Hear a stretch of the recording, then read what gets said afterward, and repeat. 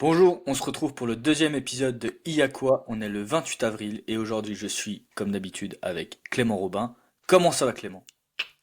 La patate et toi? Eh ben écoute, la patate également. Aujourd'hui, on accueille Serdan. Comment ça va Serdan? Très bien, merci. Écoute, déjà, on va te poser une question.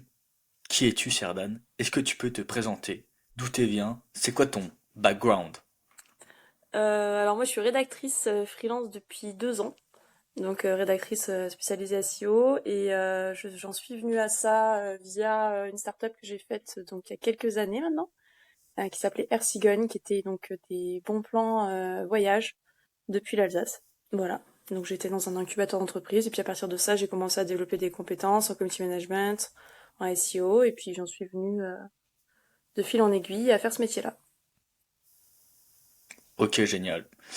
Et donc là, du coup, t'es freelance en rédaction, donc seulement SEO, ou est-ce que tu proposes d'autres services, d'autres types de rédaction? Non, je fais d'autres types de réactions.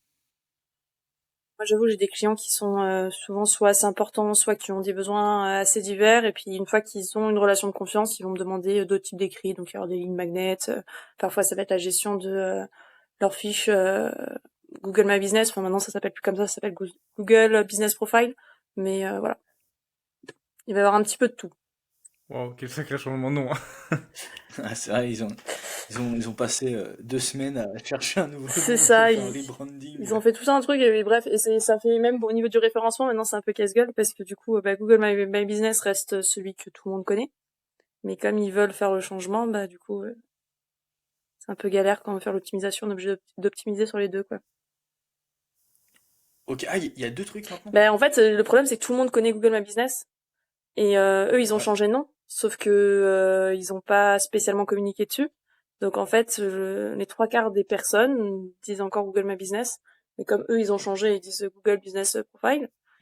Du coup, tu peux pas tirer des personnes sur avec Google Business Profile alors qu'ils tapent Google My Business. Ah oui, ouais, ouais, c'est la qualification de ton travail, quoi. Enfin, la dénomination, C'est en ça. fait, Oui, qui change. oui, c'est juste la dénomination. Dans la pratique, il y a rien d'autre qui a changé. En tout cas, pas pour l'instant. Ils font une mise à jour le 1er juin, Ok, je crois. et ben ça fait un excellent point de transition pour notre premier point. Donc là, on va voir plusieurs trucs là dans cet épisode. On va faire un petit débat sur le futur du SEO, tranquille, gentiment. Alors, si vous voulez savoir à la caméra pourquoi est-ce qu'on rigole, parce qu'en fait, on a déjà un peu parlé en off, et ça commençait à devenir un peu chaud, donc c'était assez marrant. C'est pour ça on s'est dit, on va garder ça pour le live. Donc, régalez-vous, ça va vraiment être du miel dans vos oreilles. Ah ouais, ça va être sucré. Ensuite, on va tester donc le LLM de Stability.ai. Stability.ai, c'est ceux qui ont fait Stable Diffusion. Ils ont sorti un concurrent à GPT. Je pense que c'est GPT 3, 3.5. Je suis pas sûr qu'ils soient au niveau de GPT 4. On va aller tester ça. Ensuite, on va faire un petit débat sur. On va parler un petit peu de l'avenir de GPT dans notre cher continent européen, avec donc toutes les réglementations RGPD. La CNIL a débuté une enquête sur GPT-3, enfin sur OpenAI, par rapport au traitement des données. Et bon bah vous imaginez bien qu'avec comment fonctionne ChatGPT, ça pose quelques problèmes de gouvernance des données. Et à la fin, on va vous présenter en exclusivité un chatbot qui communique avec un PDF. Et si vous êtes intéressé, on pourra l'installer dans votre entreprise. Donc voilà le programme. Commençons maintenant le débat sur le SEO. Qui veut commencer? Je pense que Ah la bah, question. je crois que t'es quand même bien placé pour commencer. À moins que Serdan, elle veut pré-shot quelque chose. Non, pas Ouais, spécialement. je voudrais que Serdan commence si elle est d'accord. Je te pose la question. Bah alors, tu veux pas te mouiller, Charles? T'assumes plus tes opinions maintenant qu'on est live? Non, si, bien sûr que si. Mais elle est rédactrice SEO. Moi non. Bon, j'ai des sites à côté, mais voilà. C'est elle la professionnelle. Et la question c'est quoi l'avenir du SEO? Est-ce que déjà, juste la question, est-ce qu'il y a un avenir pour les SEO? Bon, concrètement, T'es comme en train de lui demander si elle prévoit de se mettre au chômage, tu vois. Donc bon. Non, faire un pivot stratégique. Non, mais je traduis en fait. C'est la novlangue de Charles, tu vois, et moi je dis la vérité, quoi, vraiment. Bon, je pense qu'au niveau du SEO, il y a de l'avenir dans le sens où faut pas oublier que pour beaucoup d'entreprises, ils font faire du SEO à l'extérieur, donc ils délèguent tout simplement pour ne pas avoir à s'en occuper. Donc même s'ils vont avoir accès à des outils, ils n'ont pas toujours les ressources humaines en interne pour s'en occuper. Le mettre en place, payer quelqu'un pour vérifier, etc. Ce type de choses. Donc en fait, il y aura toujours un avenir. Après, c'est un avenir qui va être différent. Faut pas se mentir, ce sera plus la même chose. Faut être un tout petit peu réaliste, ce sera plus du tout la même chose. Dans le sens où effectivement le SEO va devenir vraiment accessible. Ça va plus être une science obscure. Ça va devenir vraiment accessible à tout le monde. Et il y a des personnes qui pourront facilement faire ranker leur site, faire des sites d'affiliation beaucoup plus facilement que ça ne l'était jusqu'à maintenant.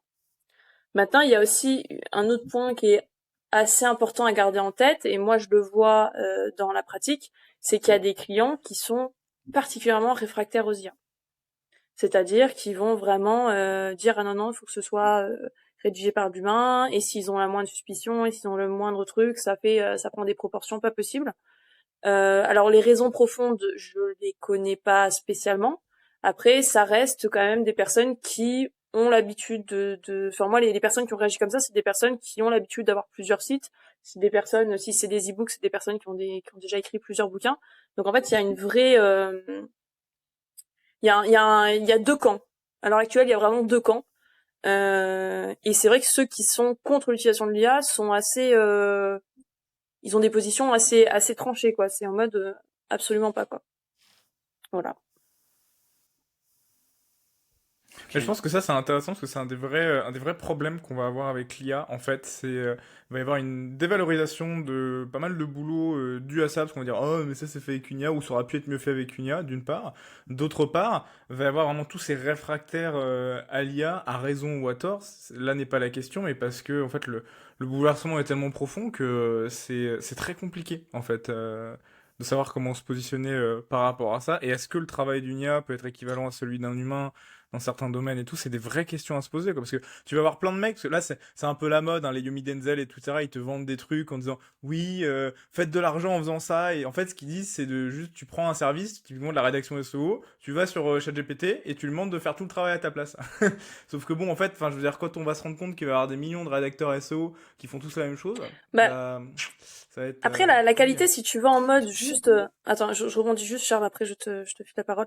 Mm. Si tu vas juste sur ChatGPT, tu lui dis écris-moi un article, écris-moi un texte, sincèrement, la qualité, elle est pas top. C'est-à-dire, tu vas payer un Béninois, un Marocain, ça va être la même qualité. Par contre, tu vas devoir, si tu sais utiliser des prompts, si tu sais vraiment communiquer avec une IA, oui, là, par contre, tu vas avoir des textes de qualité, et là, ce sera l'équivalent d'un rédacteur français. Le problème, c'est que t'en as beaucoup qui sont en mode oui, mais ça construit pas une identité en mode personal branding pour fédérer une communauté, etc. Et c'est là où je pense qu'ils ont tort, parce que si tu élabores un prompt qui correspond au plus proche de l'identité que tu as envie de transmettre, quelle qu'elle soit, hein, peu importe, tu l'as choisi, tu l'as défini, je pense que c'est réellement Mm. possible. Concrètement. Après, le problème qu'il va y avoir, c'est que ça va faire, comme tu l'as souligné, il va y avoir deux catégories, c'est-à-dire qu'il va y avoir ceux qui vont être pro-humains, il va y avoir ceux qui vont faire le diable mais qui vont faire de la merde, parce que faut aussi se rendre compte qu'il va y avoir une catégorie qui vont faire ça, et il y a ceux qui vont faire le diable et qui vont faire de la bonne qualité. Et en fait, après, ça va être tout le débat, c'est-à-dire que Google, il a quand même mis un accent, et là, quand il y avait eu la mise à jour, ça avait quand même mis un coup derrière les oreilles à pas mal de sites, parce que derrière, au niveau de la qualité, il est quand même assez exigeant. Si tu fais de la merde et si tu fais des trucs pas très intéressants, bon ben tu vas te faire sanctionner par l'algo à un moment donné. Après, si tu sais comment prompter, c'est quand même faisable. Faut pas se mentir, c'est faisable. Après, ce qui va être compliqué aussi, c'est ces histoires de watermark en fait dans l'IA. Mm. C'est-à-dire que OpenAI, ils ont release un outil là en janvier qui marche pas à tous les coups, mais ça marche pas trop mal. Où en fait, tu lui copies-colles le texte et il peut te dire avec une certaine probabilité si c'est fait par une IA en fait. Ouais. Et ça, il y a fortement moyen que Google ils intègrent une connerie comme ça. Ça se trouve, ils bossent même déjà pas mal dessus pour créer, pour donner cet effet d'authenticité en Ouais, fait. alors il y a deux choses là-dessus. La première des choses, c'est qu'en fait, ce que eux ils appellent, donc ce qu'ils appellent watermark, eux ils ont parlé de clés cryptographiques. Donc les clés cryptographiques, c'est juste une façon d'écrire spécifique. Donc c'est quelque chose qui en soi peut être contourné. C'est-à-dire si par exemple moi je prends mon style d'écriture, je tokenise mon texte, je définis les clés cryptographiques qui sont propres à mon texte, à mon style d'écriture, à mon tone of voice, ce genre de choses, tu peux les reproduire. Tu modifies juste les clés cryptographiques. Donc techniquement c'est quelque chose qui peut être changé. Par contre sur les outils anti-IA, moi je sais que j'ai pas mal les clients qui sont vraiment réfractaires, etc. Donc moi pas de souci. Si vous voulez pas d'IA, je le fais à la main. Hein. J'ai passé 2 ans à le faire, je sais le faire, y a pas de souci. Mais ceux qui me demandent sans IA, euh, les outils de détection anti-IA, alors je sais pas, je sais que certains sont un peu plus performants que d'autres, mais globalement, ça reste des estimations. C'est-à-dire que moi, il y a certains textes que j'ai écrits à la Ouais, main, que j'ai là, c'est écrits il y a probable. un an, je les ai rentrés dans certains outils, ils me disent ah mais c'est l'IA, je peux t'assurer que c'est moi qui les ai écrits, Et je me peut-être rappelle parce que quoi. ChatGPT s'est entraîné sur tes textes, Serdan, tellement t'es Ouais, non, balèze. je pense pas à ce point-là, tu vois. Mais en fait, il y a cette réalité-là, c'est qu'aujourd'hui, et la seule façon de contourner à coup sûr avec une écriture humaine un outil de détection IA, c'est d'avoir une façon d'écrire soit en faisant des phrases extrêmement longues, soit en faisant des phrases extrêmement courtes, soit en faisant du storytelling, enfin, en ayant certains types d'écriture très précises. Le problème, c'est que ces types d'écriture extrêmement précises ne correspondent pas foncièrement à l'écriture qui est attendue dans un article, en fait. Dans un article, tu t'attends pas à avoir Ouais, une ouais. phrase qui fasse 4 lignes. Enfin, faut arrêter ou t'es une phrase qui fasse 3 mots systématiquement. Donc, en fait, la problématique, elle va plus loin que ça. C'est qu'à un moment donné, ça va devenir extrêmement difficile de faire la différence entre ce qui relève de l'IA et ce qui relève de l'humain. Ouais, ouais, tout à fait, ouais. Bon alors Charles, t'étais Ouais, chaud là, non, tout à non, l'heure. non, franchement, tranquille, ça va. Le fait qu'on vende pas des articles. En fait, moi, le vrai critère, c'est est-ce que déjà Google va tenir? Et C'est un bon point. Je rebondis juste là-dessus. Vas-y. Pardon. en fait, a priori, oui. Pour le moment, je pense que ça va, parce que il y a quand même un truc qu'il faut noter, hein. Je sais pas si vous avez fait des recherches avec Bing. T'as beau avoir GPT-4 par-dessus les recherches de Bing, c'est éclaté, hein. Enfin, vraiment, je suis désolé, mais il m'a fait des trucs, moi j'ai halluciné. Il m'a fait ranker numéro un site qui n'existe plus. J'ai jamais vu ça. Enfin, il y a un moment, les mecs, faut bosser. Enfin, je sais pas comment dire, mais Bing, c'est éclaté, c'est nul, ok? C'est vraiment nul. Donc, t'auras beau mettre GPT-4, mettre des paillettes et tout ça, des trucs, des fils, machin, si ça donne pas ce que tu veux, ça va pas marcher. Google, tu fais une requête, t'as une URL, ou t'as ce que tu veux. Ouais. Après, il y Et a un point aussi à prendre en compte et qui, je pense, est pour l'instant un peu négligé, c'est que Bing, avec donc ils ont fait Bing AI, etc., ils ont mis énormément d'argent dedans. Donc évidemment que là maintenant c'est éclaté parce que ça fait plusieurs années que c'est éclaté. Hein, très sincèrement, moi j'optimise tous mes textes pour Google. Hein, je les optimise pas pour Bing parce que c'est pas tout à fait les mêmes algos, etc. Donc c'est pas tout à fait les mêmes optimisations. De toute façon, Bing, c'est un mème depuis des années, quoi. C'est à l'époque, t'installais Internet Explorer, t'avais Bing par défaut, t'avais envie de te tirer une balle, quoi. Ouais. Mais le fait qu'ils aient Le mis, premier truc que tu faisais, c'était de le retirer, quoi. mais le fait qu'ils aient mis autant d'argent, qu'ils aient eu une intégration d'IA aussi rapide. Moi, j'avoue que je m'interroge sur l'évolution en me disant est-ce que Bing va pas prendre le pas? Alors pas tout de suite, hein. Je parle pas de dans un mois, 2 mois, 6 mois. Je parle d'ici peut-être 2 ans, Hmm. 3 ans, 5 ans. Mais à un moment donné, il va pas prendre le pas sur Google. Je sais pas. Je sais pas. Après, aujourd'hui, quand t'as l'ordi, c'est Google Chrome que t'as par défaut, hein. T'as plus Bing. Donc, tu vois, maintenant c'est ancré dans les réflexes, dans les habitudes de consommation. Je sais pas, mais ça pose question de quand même se dire ils ont mis, je sais plus combien ils ont mis je sais plus combien de millions, voire je crois même des milliards dedans. Donc la question se pose quand même. je sais pas, enfin vraiment, je suis pas convaincu, quoi. Bing, Non, mais c'est pour nul, le hein. moment, Je tu suis vois. désolé, hein. Mais genre, Ouais, mais non, mais vas-y, on en en fait, le reparle problème, c'est pas dans d'avoir deux mis ans. GPT-4 dessus. Le problème, c'est de faire remonter les bonnes infos. C'est Oui, juste mais ça, hein. ça, ils vont probablement le changer parce qu'ils sont pas. Enfin, genre, chez Microsoft, ils sont quand même pas marteau au point de se dire oh, c'est bon, on a mis GPT-4, notre moteur de recherche est parfait. Donc là, ils doivent se dire bon, on va essayer de bosser vraiment pas mal dessus, et puis voilà quoi. Ben, s'ils ont les thunes, oui. Après, le problème, il va plus loin dans le sens où, aujourd'hui, depuis des années, les habitudes de consommation sont ancrées on utilise Google ou Google Chrome. Donc, ça veut dire que eux, ils ont mis énormément d'argent, mais ce qu'ils vont devoir faire derrière, c'est changer des habitudes de consommation. de la part des utilisateurs, mais aussi des créateurs. C'est-à-dire que nous, on crée les sites, on les crée sur Google. Personne se pose la question de faire remplir sur Bing ou d'optimiser pour Bing. Enfin, à part quelques personnes très spécifiques, mais sinon, quasiment personne ne le fait. Donc en fait, il y a la double question de, ils ont les thunes, ok, ils vont modifier l'algorithme, a priori ils sont pas trop cons, donc ils devraient plus ou moins le faire. Après, quand, comment, ça, c'est autre chose. Mais après, la question qu'il y a derrière et qu'il y a juste après et qui, elle, est pas une petite question, c'est comment est-ce que les habitudes de consommation, comment est-ce que les habitudes des créateurs vont changer ou ne vont pas changer.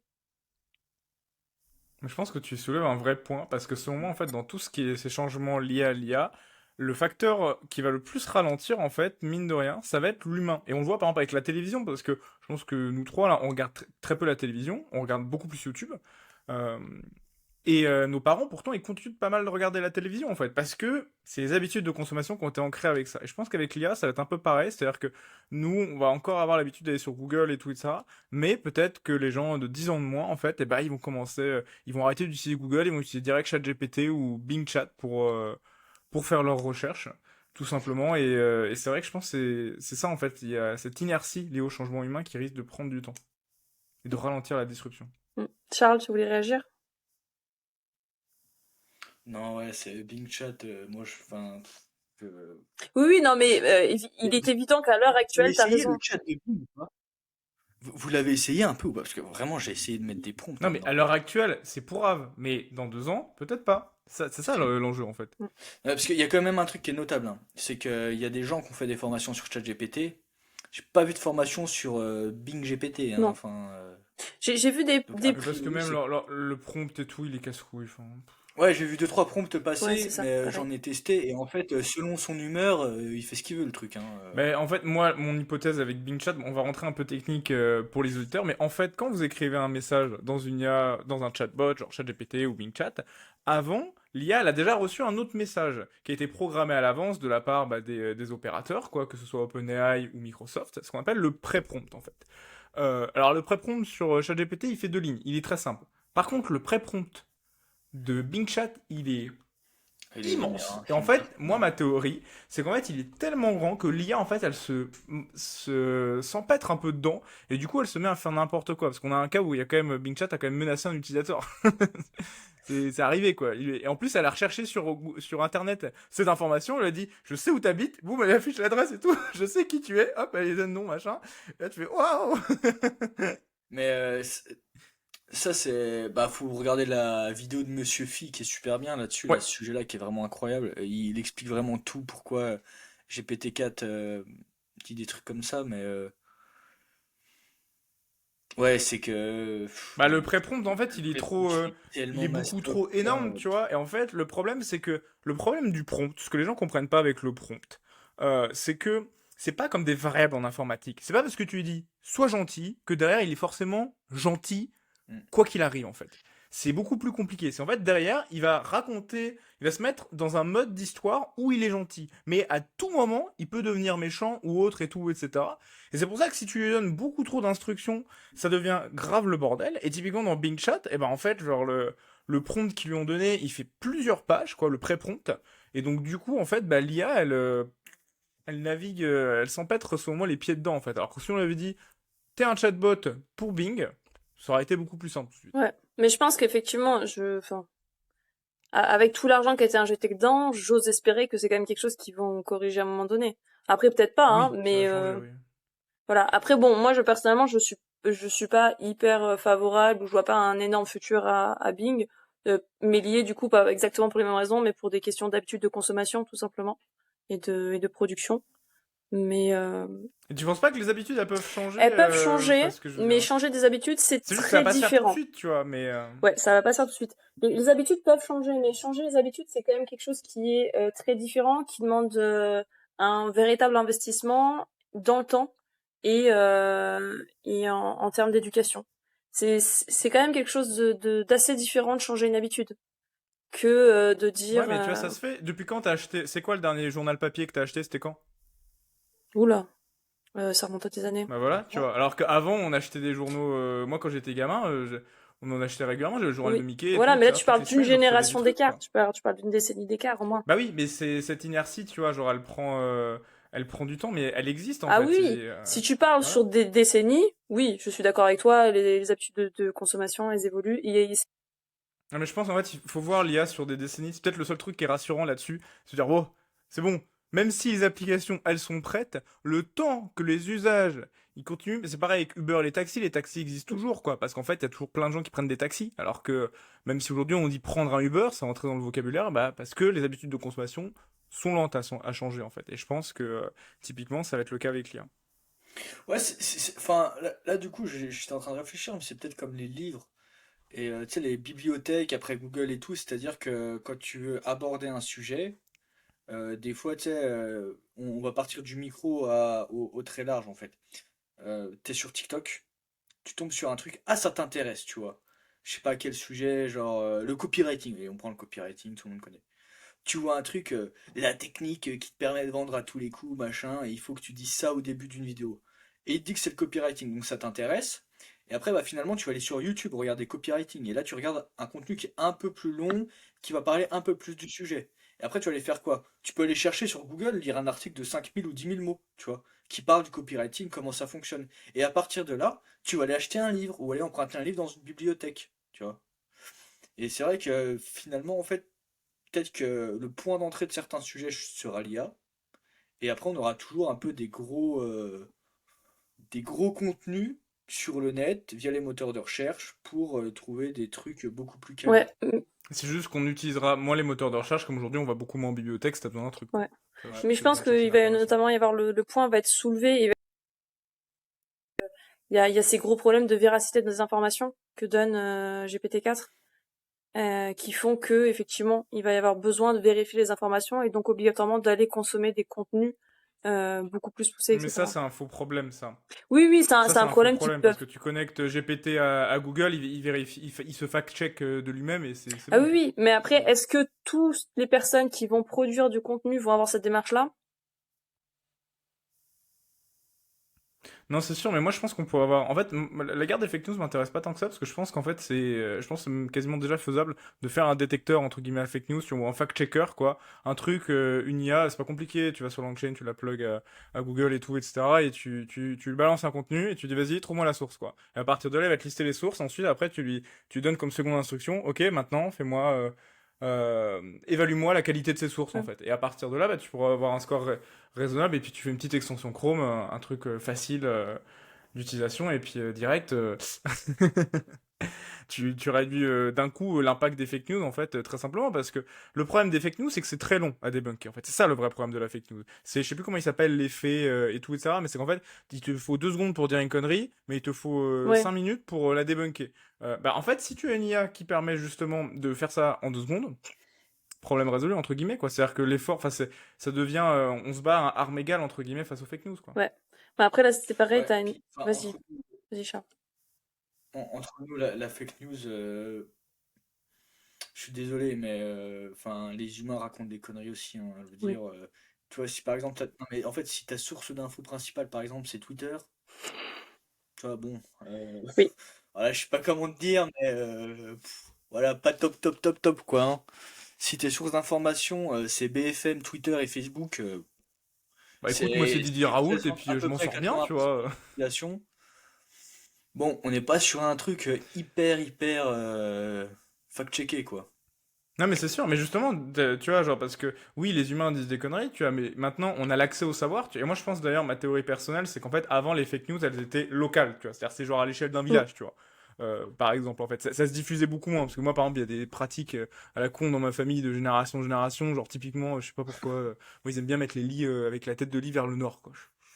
Je te retrouvais ça débile. Et le jour où on m'a dit ça, je fais non mais c'est quoi ces conneries? J'ai regardé sur Google, ça avait aucun sens quoi. Il me disait non mais si, on fait ça depuis des générations dans la famille. J'étais oui oui, parce que c'était facile à débunker quoi. Et avant c'était un truc qui était au niveau local, c'était pas propagé quoi.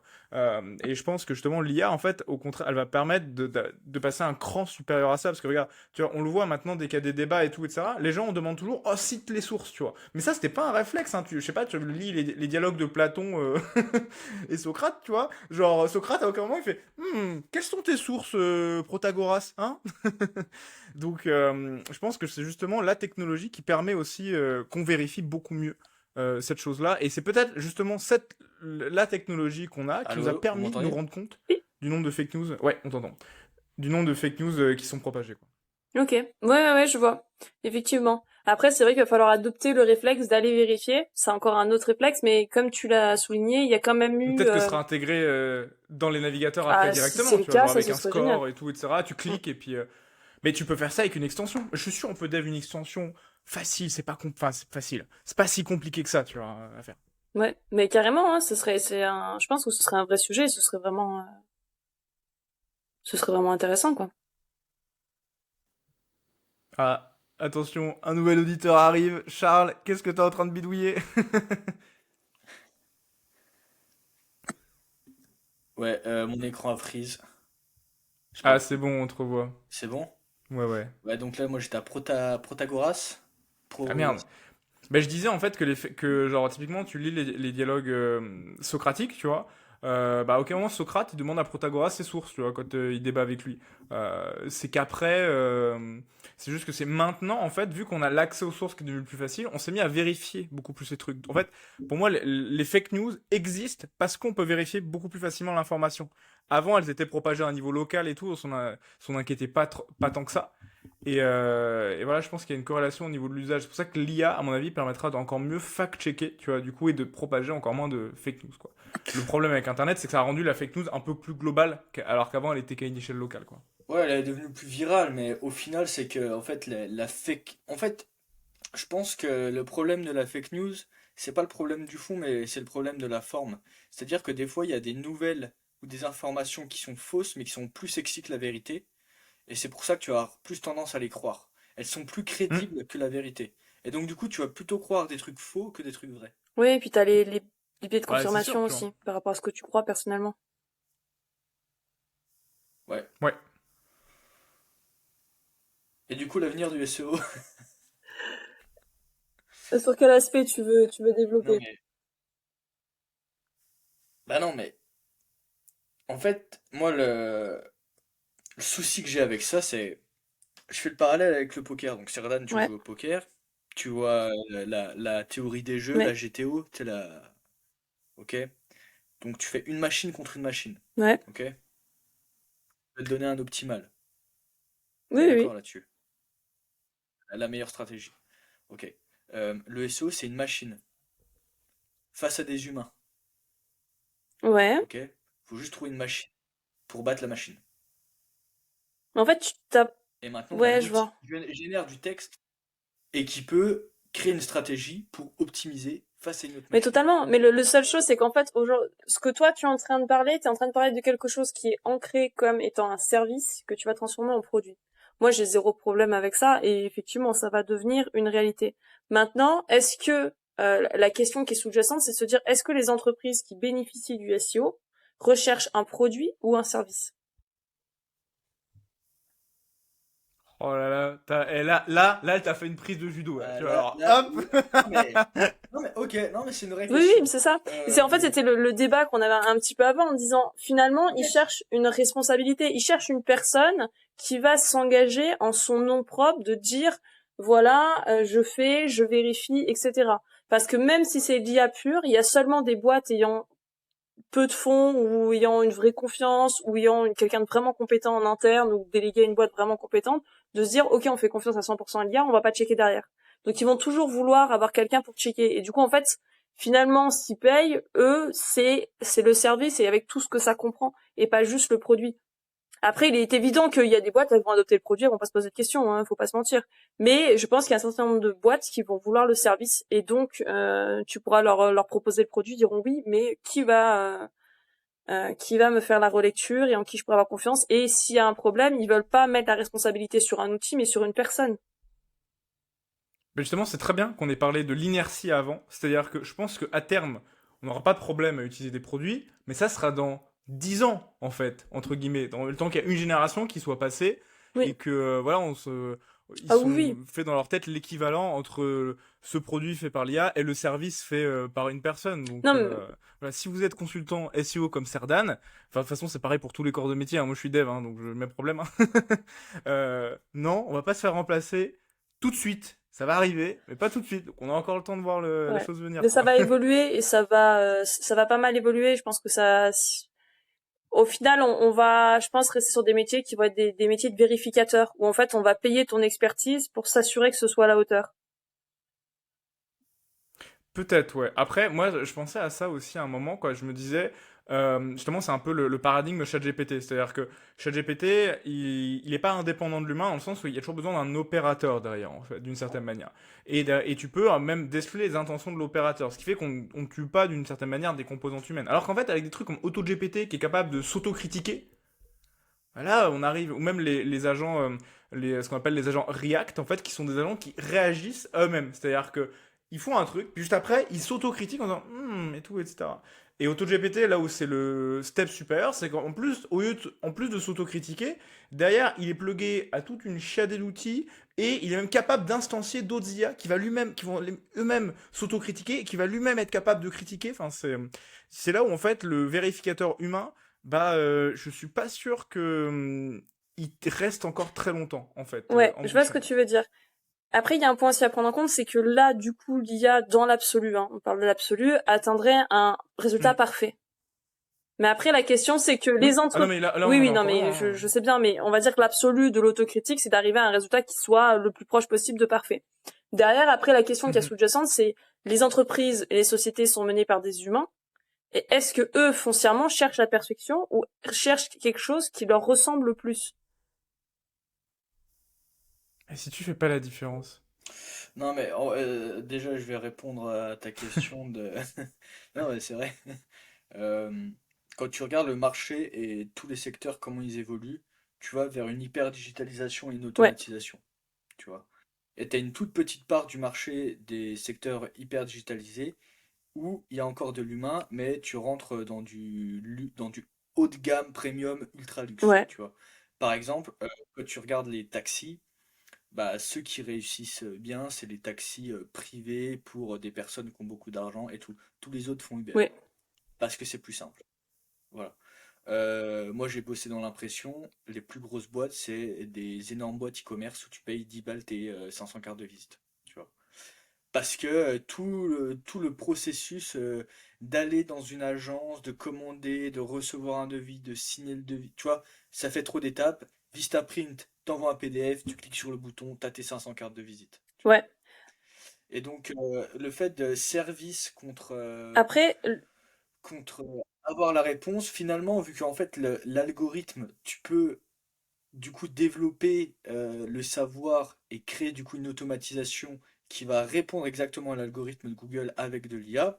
Après, tu as un client qui arrive, il dit je veux ranker sur tel mot. Toi, tu as ton truc, tu appuies sur le bouton, bim, tu as les articles et c'est bon, c'est tout. ah oui, non mais ça totalement. C'est ça totalement. Après moi en fait mon seul point c'est pas il est pas en contradiction de ce que tu avances, c'est juste qu'il est en complément avec en se disant à l'échelle macro les entreprises alors c'est certain qu'il y a sur certains secteurs c'est beaucoup plus digitalisé et que tout tend à une hyper digitalisation, tout tend à une hyper automatisation, mais il y a aussi une réalité, c'est que les sociétés, les entreprises, surtout à partir dès qu'il y a un certain volume, elles ont une inertie et une inertie qui est quand même assez importante et avec des protocoles entre guillemets internes de réunion, de validation qui font que Mm. euh, ils arrivent à travailler avec des humains, mais rentrer des produits, c'est pas si évident. C'est-à-dire que moi, typiquement, j'ai travaillé avec des personnes qui étaient SEO, consultants SEO dans des grosses boîtes. Ils venaient me voir parce que en fait, la boîte voulait pas qu'ils payent l'outil, tel outil dont ils savaient avoir besoin et que du coup, ils sous-traitaient avec moi Hmm. parce qu'ils savaient que bah moi j'allais l'utiliser, etc. C'est hyper con, hein. Mais voilà, on en Ouais, était mais quoi. t'as raison, c'est un vrai point. Moi, j'ai un exemple comme ça sur un moment quand j'étais en école d'ingé, je suis allé vite fait à IBM. Et en fait, j'étais choqué que les mecs en interne n'utilisent pas Slack. Je me suis dit, ils avaient une messagerie interne qui était, franchement, elle était pas terrible, quoi. Tu voyais que le truc, l'interface était dégueulasse, et puis même les gens s'en plaignaient. Mais en fait, vu que c'était une messagerie qui avait été faite par design pour eux, avec un prestat de qui ils avaient le contact, en fait, et même si Slack est objectivement meilleur sur tous les points, et avec cette inertie-là, peut-être que maintenant ils sont sur Slack, mais à l'époque, je parle d'il y a, c'était avant le Covid, Mon- donc Ils sont pas quelques passés années sur avant, Slack à quoi. mon avis. Voilà, donc C'est tout le problème de cette inertie et de ces fonctionnements où en fait ils cherchent ça revient au même truc, c'est qu'ils cherchent des agences, ils cherchent des personnes, des services, mais derrière les produits ils ont beaucoup de mal à les intégrer, alors que foncièrement il y a un moment donné où pour rester compétitif il va falloir le faire, faut arrêter de se mentir, il va falloir, mais c'est comme l'automatisation ça vient pas de démarrer cette année, ça fait quand même plusieurs années que c'est en place, moi je connais plusieurs growth qui l'utilisent dans leur boîte, etc. Mais quand on se rend compte et qu'on s'intéresse, enfin moi je travaille avec plein de clients différents, et de se dire bah tu sais là ce serait possible de faire ça ça ça. Et moi je suis pas spécialisée du tout en automatisation, loin de ça. Je connais les outils, je vois à peu près comment ça fonctionne, mais c'est pas du tout ma spécialité ni mon cœur de métier. Mais je vois ce qui est automatisable et ce qui ne l'est pas. Et de me rendre compte que ça l'est et leur dire mais tu sais tu pourrais gagner du temps, etc. Ah oui mais nous on est habitués à nos process, etc. C'est même pas ça va coûter de l'argent ou ça va coûter du temps, c'est nous on est habitués à nos process. Et donc là tu vois le mindset du truc quoi. Ouais. Par exemple, j'ai bossé en hôtellerie, c'était pareil. En hôtellerie, moi, ça m'avait rendu fou. J'étais réceptionniste de nuit un moment. Je déconne pas, c'était il y a pas longtemps, il y a un peu plus d'1 an. Je passais 2 heures tous les soirs à stabiloter des réservations sur papier. Ouais, je sais. Parce que pour indiquer des trucs et tout et ça. Alors que moi je me disais, mais pourquoi il y a toujours pas de start-up Oui, mais en fait. Enfin, je veux dire, limite j'avais commencé à automatiser le truc avec un Notion parce que ça me rendait mais fou, totalement. Et ils voulaient mais pas l'utiliser. Ça va. Mais c'est normal en fait, ça fait des années qu'ils sont au papier depuis toujours. Et mais ça va plus loin que ça parce que je vais rebondir. J'ai un pote à moi qui a monté, donc il avait une boîte de communication, il a monté une start-up dans la conciergerie, donc pour les hôtels de luxe. Il a une difficulté. À faire adopter l'outil, alors que son outil est génial. Il a travaillé dans la conciergerie de luxe pendant des années, donc il connaît absolument toutes les problématiques, tous les fonctionnements internes. Enfin, il connaît, c'était son métier. Et donc il a fait un truc vraiment super pour pouvoir que ça fonctionne pour eux, etc. Mais derrière, convaincre ces personnes, c'est en one by one et c'est petit à petit, et ça fait des années. Et son logiciel, il est super. Il devrait être adopté en masse. Seulement, il est obligé d'aller en one by one et passer des mois à les convaincre, leur dire allez, essayez et machin, etc. Et il a la légitimité sur le CV de dire j'ai passé 10 ans à travailler dans des hôtels 5 étoiles et des palaces. Donc, imaginons s'il avait même pas cette légitimité-là. Ouais. Et c'est là. Ah bah là, personne. C'est ça. Donc, et c'est là où il y a un vrai sujet de fond, c'est que l'adoption de nouveaux outils par les structures est extrêmement lente. Là, on touche vraiment à un point intéressant, quoi. Quand t'as un product market fit, entre guillemets, enfin, plus qu'un produit, pas un product market fit, mais quand vraiment t'as un produit qui est objectivement bon, en fait, comment tu perces le marché, tu arrives à le conquérir, et effectivement, tu peux avoir des strates comme le low cost et tout. Et moi, je pense que c'est une des strates que l'IA va adopter, tu vois. C'est de fournir un service, au début, on va dire que ça va être un peu moins bien, tu vois, mais en fait, ça va être tellement low cost que, comparé à un vrai. C'est ça, mais le problème, c'est qu'en fait, en ayant cette stratégie hyper low cost, ça va faire 2 catégories. Ça va faire du low cost qui va être de moyenne qualité, et derrière, il va y avoir le luxe écrit par l'humain. Et le problème, c'est qu'il y en a qui vont se gaver là-dessus. Après, il y aura une remontée de gamme, mais elle se fera et en fait, c'est tout le problème du produit. Si derrière, t'as pas les gens qui sont prêts et qui ont le besoin maintenant de l'utiliser, et qui sont prêts à adopter maintenant parce qu'il y a une urgence et un besoin, ils vont pas le faire. Et c'est là qu'on en revient au sujet de comment tu fais rentrer une nouvelle habitude de consommation. Et c'est pour ça que finalement, ton produit de market fit, c'est pas d'avoir le produit parfait, c'est d'avoir l'audience qui a le besoin urgent maintenant de l'outil. Oui, c'est pour ça que j'ai changé le mot product market fit. C'est pas exactement ça. Product market fit, c'est vraiment, il y a cette idée d'urgence. Enfin, le produit est tellement bien qu'ils ont. Oui, c'est ça. C'est que product market fit, il se fait adopter de suite. Pardon, vas-y. Ouais, non, mais en fait, là, avec l'exemple que tu dis, moi, j'ai eu une idée de boîte, mais qui est débile, hein. Mais en fait, je suis allé chez le dentiste, là, et je sais pas si vous avez vu, chez le dentiste, ils vous font remplir un formulaire papier pour dire t'as mal aux dents, tu prends des médicaments, je sais pas quoi. Et tous les dentistes, c'est des formulaires papier. Et moi, je me suis dit, bah vas-y, il faut juste faire une app où tu as un formulaire qui est relié à leur système. Donc, il doit y avoir, tu dois mettre une clé API ou il doit y avoir un petit setup vite fait à faire. Et regarde, là, on va toucher du doigt un sujet. Derrière, qui paye? Le dentiste. Mais le dentiste, pour lui, il voit pas le problème, puisqu'il y a seulement la secrétaire qui se rend compte du problème, puisque c'est elle qui fait remplir c'est elle qui les imprime, c'est elle qui les fait remplir et c'est elle qui rentre les informations. Donc en fait, tu vois, et tu tombes exactement sur le même problème que mon pote avec la conciergerie. C'est qu'en fait, derrière, la personne qui sait que c'est une plus-value, n'est pas la personne qui est celle qui décide. Et celle qui décide va dire, bah écoute, on a toujours fait comme ça, je vois pas pourquoi, ça pose pas de problème, je vais pas payer un outil en plus. À part quelqu'un évidemment d'intelligent, qui a une bonne communication en interne, qui à un moment donné se met un peu les mains dedans et qui s'en rend compte. Mais là, on parle d'une minorité, en fait, on parle pas de la majorité. Et en fait, c'est là que tu rentres dans le cœur du problème, c'est que Ouais. en fait, il faut que ce soit la personne décideuse, celle qui paye les factures, qui ait besoin de l'outil, elle, en fait. Parce que Ouais, ou sinon, il faut faire une autre stratégie. Alors, je sais pas si dans le médical ça marcherait, parce que c'est toujours, de toute façon, ils ont pas de problème à travailler Mm. ces secteurs-là, mais c'est soit il faut que ça soit un problème ça soit un Oui. problème pour le dentiste, soit il faut que ça soit adopté par les clients. C'est-à-dire qu'en fait, les clients aient déjà les données dedans, et Ah que oui. ça les emmerde d'aller chez le dentiste et remplir un formulaire papier, alors qu'ils ont déjà rempli le truc sur une plateforme et que les données, ils ont Mais juste à les envoyer alors si maintenant. c'est le dentiste, c'est la bonne stratégie.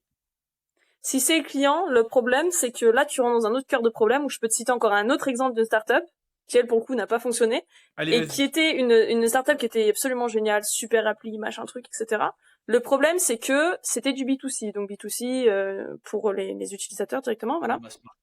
Et donc, en fait, le problème, c'est que les utilisateurs, ce sont les personnes dont tu as tes habitudes de fonctionnement. Donc, en l'occurrence, c'était une startup pour trouver des spots quand tu es en vacances, des spots des locaux. Tu sais, un peu sympa, que ce soit les restos, les bars, etc. Les spots des locaux. Ouais. Pour éviter justement le surtourisme et découvrir des coins plus authentiques et insolites. Hmm.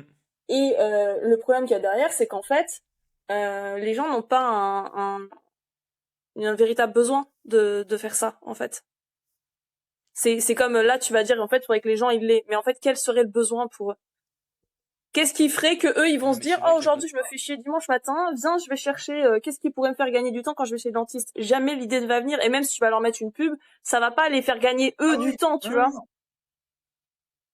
Bien sûr, non, c'est il faut être référencé sur Dentiste à la place de Doctolib. Bon, après, Doctolib a tellement pris une place énorme sur le marché, mais typiquement, ce serait une bête de feature sur Et Doctolib. d'ailleurs, c'est comme ça que Doctolib, en fait, a pris une place sur le marché. Parce que tu vas voir un médecin et tu lui dis, vas-y, mets-toi sur une plateforme, il va te dire, non, mais c'est bon, moi j'ai des clients qui viennent tout le temps, j'ai pas de Et problème en de plus, clients, en ils ont fait. développé des super Mais features après, Doctolib, hein. vu que tout le monde... Ils font payer via, donc en fait, ça leur évite les réservations qui sont faites par Doctolib.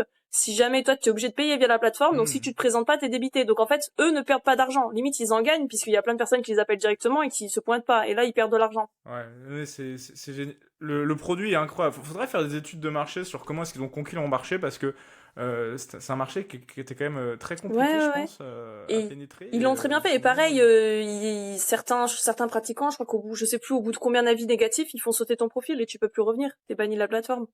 Donc en fait, il y a une vraie, ils ont fait un vrai travail de fond. Ils ont pas juste fait une plateforme et allez-y, démerdez-vous. Ils ont vraiment Hmm. travaillé le truc. Donc en fait, se positionner devant eux, faut se dire allez, je fais ce produit, mais t'y vas pour 10 ans quoi. Et tu sais que t'y vas quoi. Ouais, bah d'ailleurs, en plus, avant, ils avaient un autre concurrent. Moi, quand je suis arrivé sur Paris, t'avais Doctolib, t'avais un truc qui s'appelait Mon Docteur aussi. En fait, ils ont acheté Mon Docteur, quoi. Mais ils sont devenus énormes. Bon, du coup, je pense qu'on a... Charles, je pense qu'on a clos le sujet du SEO, à moins que t'aies envie de rajouter ton petit grain de sel. Moi, j'ai que deux mots à dire au SEO. Bonne chance. Il va pas s'arrêter. La question du SEO ne va pas s'arrêter. C'est pas je veux dire, Google continuera d'avoir son algorithme. Après, la question, c'est comment les services qui sont proposés pour le SEO vont eux évoluer et eux se positionner. C'est ça, en Ouais, fait. voilà. Ça va être la mutation des Mm. usages du SEO. C'est peut-être qu'on va arrêter de passer par... On va passer par des chatbots plutôt Euh, que Google directement. Et du coup, le SEO sera moins... Enfin, mais factuellement, je pense qu'il y aura toujours une forme de SEO parce que faut que l'IA, elle te prenne en premier dans ses résultats plutôt que ton Ouais, concurrent. mais après, du coup, tu tombes sur le SIO qui, en fait, c'est tu vas optimiser les bots pour pouvoir qu'ils utilisent ton contenu Hmm. pour le faire ressortir. Ouais, mais du coup, voilà, on reste dans le... C'est... effectivement, on reste dans le Ah même oui, oui, cœur du totalement. truc, Ça quoi, reste le même entre cœur de guillemets, truc. quoi. mais tu vois, par exemple, moi, je me posais vraiment la question de typiquement sur plutôt sur du Ouais. e-commerce. Comment ça allait évoluer? Pas sur du evergreen, c'est le evergreen typiquement, t'as genre les articles how to machin. Bah, toi maintenant avec alors, en fait, je sais pas parce que Tu penses que typ- WikiHow va disparaître à cause de ChatGPT? oh là là, mais ça c'est tellement pépite. WikiHow, c'est incroyable. Les illustrations de WikiHow sont c'est Moi, je suis que des sûr, ce mèmes. truc-là, C'est que des mèmes. WikiHow, dans 30 ans, il y aura des émissions de télé ou de YouTube qui iront sur WikiHow pour se foutre de la gueule du truc tellement c'est incroyable, quoi. Ils diront, non, mais à l'époque, vous vous rendez compte que moi, un jour, je me suis j'ai découvert comment mettre un pansement grâce à WikiHow. Non, mais c'était fou, quoi. Et tu sais que ça, c'est une super idée de chaîne YouTube, hein. Ah Vraiment, je bah, pense vas-y, que lance-toi, puis tu review, fais le texte par une IA et puis c'est bon. tu sais que review de WikiHow, je pense que tu peux faire des vues, hein. Mais Ouais, du coup, c'était quoi ton j'ai pas le temps. positionnement par rapport au Ben, e-commerce qui te posait question? ouais, c'est que bah, là, en parlant, en fait, je réfléchissais, mais c'est que du coup, avec l'IA, on a quand même un réflexe où on donne beaucoup plus de contexte qu'un Un moteur moteur de de recherche, oui, recherche. c'est Ouais, vrai. Tu vois, tu vas donner beaucoup plus de détails dans ta requête parce que tu sens qu'elle peut te donner un truc beaucoup ouais. plus personnalisé. Et je pense que tu vas avoir une prime à la super méga longue traîne et que tu auras plus de mots-clés général. Genre t-shirt, tu vois. Il n'y a plus personne qui va vouloir ranker sur t-shirt. Hmm. Personne n'en Mais aura rien à foutre. je pense que t'as pas tort, surtout à mon avis, tu vois, genre autant je trouve que les moteurs de recherche, tu vois, genre utiliser, je sais pas, la reconnaissance vocale, c'est pas fou avec un moteur de recherche en fait entre Ouais, guillemets, parce que si c'est pour le dire t-shirt, machin, tu vois, genre ouais. enchaîner les mots clés, c'est pas ouf. Par contre avec l'IA, le chatbot, c'est très naturel. Moi, c'est le premier truc que j'ai envie, c'est qu'il y ait une putain d'application où je puisse utiliser la reconnaissance vocale pour ChatGPT, quoi, parce que c'est ultra naturel à utiliser. Et je pense qu'effectivement, vu qu'en oral, t'as tendance à beaucoup plus débiter que par écrit, je pense qu'effectivement, ouais, va y avoir ça va plus être des mots-clés, mais peut-être des phrases-clés. Je te laisse méditer là-dessus et rebondir, Alors Serdan. moi, j'avoue que je sais pas trop parce que en fait, le SEO reste, c'est toujours la course à la position. Donc en fait, faut pas oublier qu'il y a quand même Hmm. énormément de sites, les entrepreneurs, il y en a beaucoup, ils commencent, ils finissent jamais, il y en a plein qui achètent des noms de domaine puis ne font jamais. Donc en fait, c'est pas toujours celui qui va. Oui, évidemment qu'il y a des pontes comme je sais pas Amazon ou Doctolib qui vont être très difficiles à détrôner et qu'on peut pas réellement détrôner parce que c'est des machines de guerre derrière. Mais dessous je suis pas aussi certaine de se dire que on pourra pas ranker sur t-shirt et que maintenant ça va être des phrases. Parce que l'humain il a quand même un biais de flemme énorme, de fainéantise ou de flemme, je sais pas de quelle façon il est répertorié, mais il a quand même un biais de flemme qui est énorme, qui fait que moins il en fait, mieux il se porte. Donc en fait, Même justement avec la reconnaissance vocale, parce que ouais, mais moi je est-ce que préfère toi ton besoin, dire une longue phrase regarde, en reconnaissance vocale que écrire t-shirt avec un clavier, sans déconner quoi. Je préfère dire, oh j'ai envie d'un t-shirt blanc 100% coton, tu oui, vois. mais tes Donc, besoins vont rester les mêmes. Tu vas toujours acheter un t-shirt blanc 100% coton, tu vois. Toi, tu vas pas te mettre à dire oui, le besoin restera le même, c'est sûr. Mais juste la façon dont je vais le formuler, tu vois, va être différente. Et c'est en ce sens-là où je dis que ça peut impacter le ouais. SEO d'une certaine Après, manière. bah là, tu retombes sur un autre truc, c'est est-ce que la génération va vraiment adopter comme habitude de consommation d'utiliser la recherche vocale. Bon, c'est mon temps, hein. En SEO, le référencement par recherche vocale est de plus en plus grandissant, comme le SEO mobile, qui est un peu négligé à mon idée parce qu'on était déjà à plus de 60% des personnes qui consultaient Internet depuis un téléphone mobile il y a 1 an, 2 ans quasiment. Donc Oui, oui, ça bah va oui, de être ouf. ça va être mon temps. Vaut mieux d'ailleurs, si on développe un site web, vaut mieux d'ailleurs se développer Ah d'abord oui, avec une vue mobile plutôt qu'avec une vue totalement. internet en fait. C'est un truc dont personne ne parle, mais Et même dans la c'est vrai. Hein. rédaction d'articles, hein, c'est un point qui est complètement négligé, mais tu ne rédiges pas de la même façon quand tu vas rédiger en disant pour un site internet que sur un téléphone. Parce qu'en fait, on a une telle habitude sur la consommation des contenus par téléphone qui soient courts, etc., percutants, qu'en fait, si tu ouvres ton article et que tu as un paragraphe qui prend tout l'écran, visuellement, en fait, ça fatigue ton cerveau. Ton cerveau va se dire, oula, les gars, ça va être trop compliqué Ouais, pour ouais. moi. Alors que si tu fais en 2 paragraphes, il va dire, ah, c'est plus facile, en fait. Et c'est pour ça qu'il y a cette règle. Du coup, la différence, c'est faut Bah, sauter des c'est lignes. un peu ça. Si tu dois sauter des lignes, et puis, bah, il faut le construire différemment. C'est-à-dire, tu fais plus de copywriting, finalement. Hmm. T'es moins sur quelque chose de protocolaire, parce qu'en fait, ton habitude, tu ouvres ton ordinateur, t'es, entre guillemets, dans une consommation, on va dire, professionnelle, ou sur quelque chose d'extrêmement précis, où tu vas te poser en ayant un Ouais, temps ouais. d'attention plus important. Ton téléphone, les 3 quarts des gens ont l'habitude de l'ouvrir pour les réseaux sociaux, etc. Donc, ton niveau, ton cerveau ne donne pas le même temps d'attention, ne donne pas le même importance à ta façon de consommer du contenu sur l'ordinateur que sur le téléphone. Sur téléphone, t'es habitué, j'en sais rien, TikTok, YouTube Est-ce Short, que etc. Donc ton temps d'attention, ça va pas être de lire un article de 5000 mots sur ton téléphone. Enfin, je veux dire, c'est pas vrai. La consommation, ça va être ouais, maximum ouais. 500 mots, Est-ce quoi. que finalement, dans les faits que toi, que tu as avec les clients, est-ce que finalement, il vaudrait pas mieux, dans le cas du B2B, optimiser les articles SEO ou en tout cas le SEO sur le site web, et dans le cas du B2C, utilisé Ouais. pour le mobile. Bah, pour être très honnête, le référencement mobile est extrêmement sous-coté et personne ne se rend compte de l'importance de ça. Donc c'est un tout petit peu délicat parce qu'en fait, si tu demandes à Ouais. l'entreprise, Oui, ça sert à rien de c'est vendre ça, un truc voilà. que C'est qu'en personne fait, veut tu dois acheter, quoi. éduquer Donc, l'entreprise aux besoins pour expliquer l'importance que ça a et donc pouvoir lui apporter de la valeur et après le facturer, tu vois.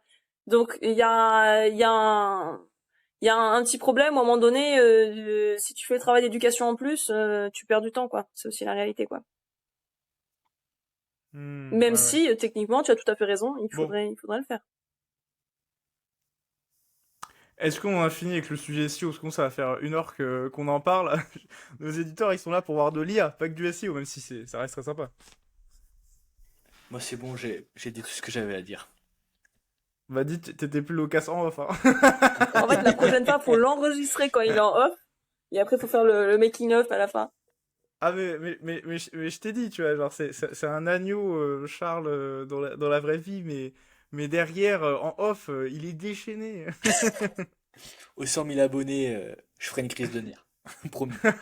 Faut que tu fasses un montage avec les mentors. Il faut que tu enregistres tous avant, comme ça, aux 100 000 abonnés, tu fais un petit montage pour qu'ils se rendent compte de la Ouais, mais réalité, tu sais. je balance ses vocaux et puis c'est bon, hein. Même Non, il mais suffit que je balance ses vocaux et puis c'est bon, hein.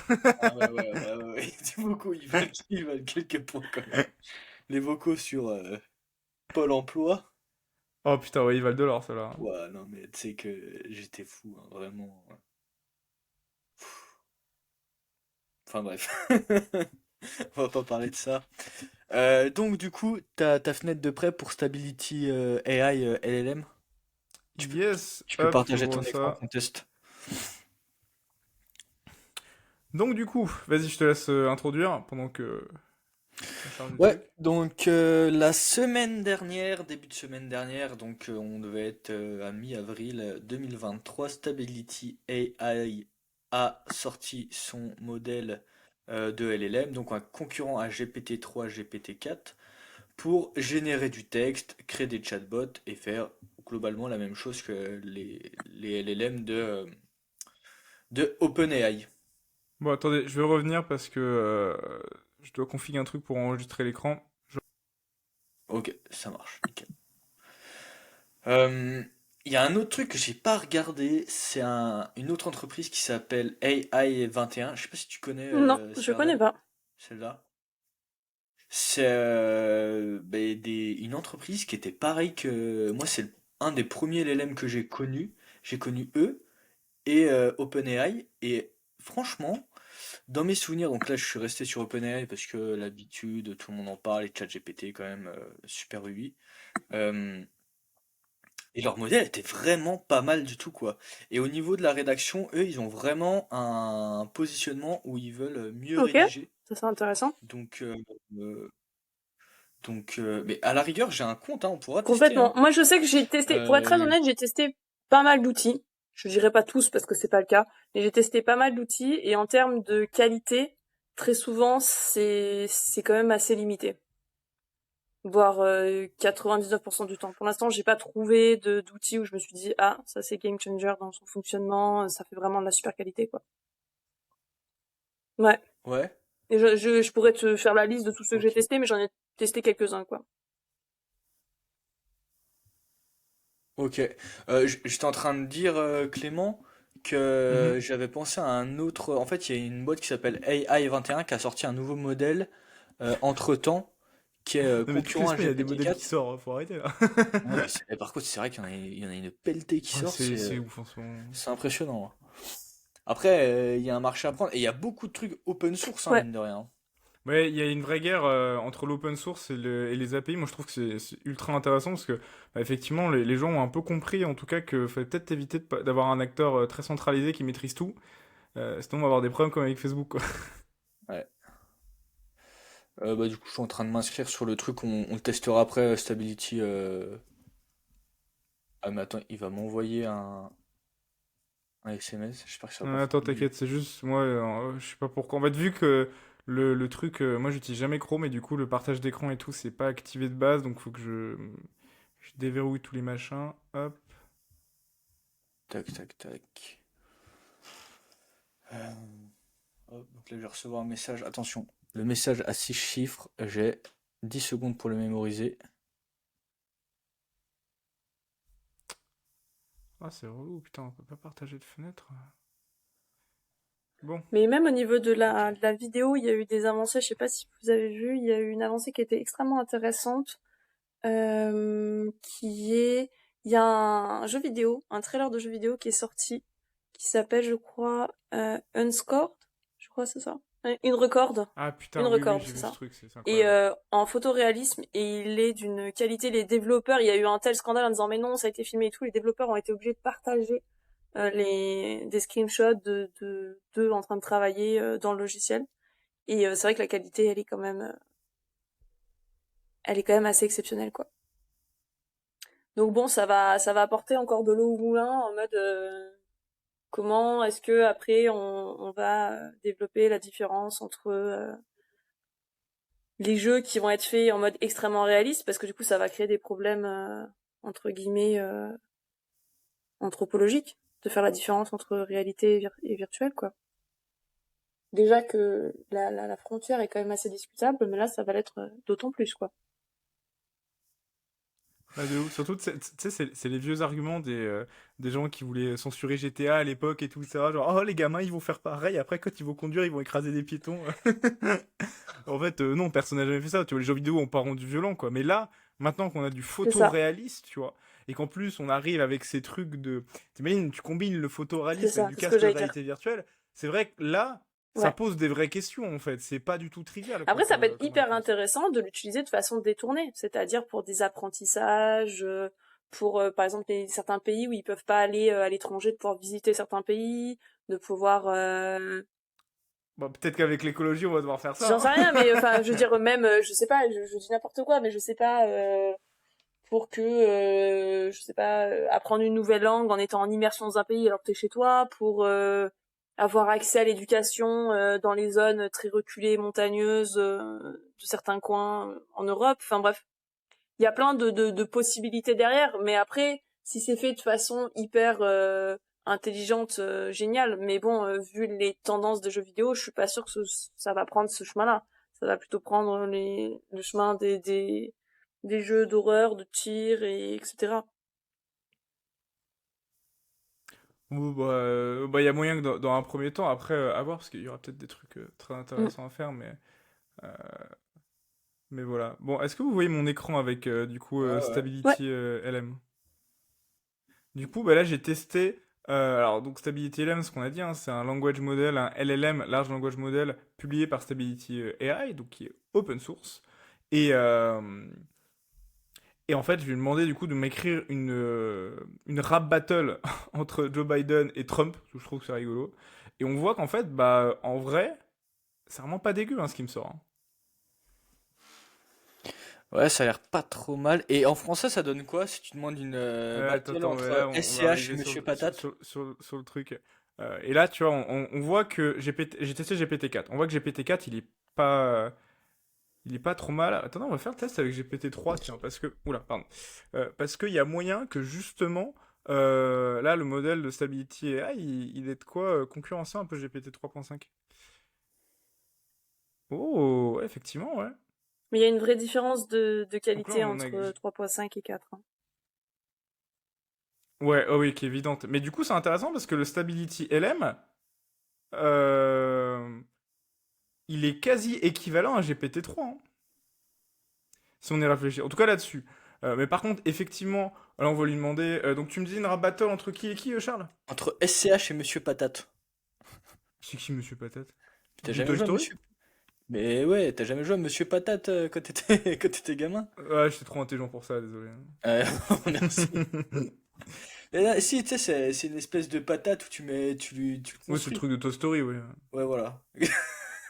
Voilà, tu vois. Moi je regardais déjà des films, j'étais déjà cinéphile à l'époque. Ah ouais, tu regardais du David Lynch. Hop.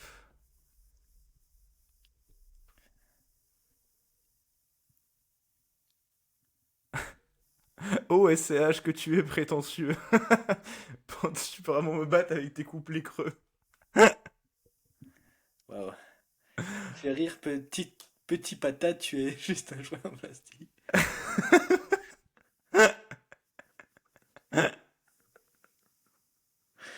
Je suis un jouet culte. C'est un délire, je suis une icône, je suis le héros de toutes les fêtes. Tu ne peux pas me battre, SCH, tu n'as aucune chance. Ok. Je suis le prince de la trappe. Putain, ça c'est fort ça. Bon, et là maintenant, si on essaye Bah, ça avec c'est un peu bizarre. Stability LM, en fait, vous allez voir, le problème de Stability LM, c'est que il est pas. En fait, il met, à part l'anglais, la dernière fois que j'ai testé, à part l'anglais, c'était pas trop ça, quoi.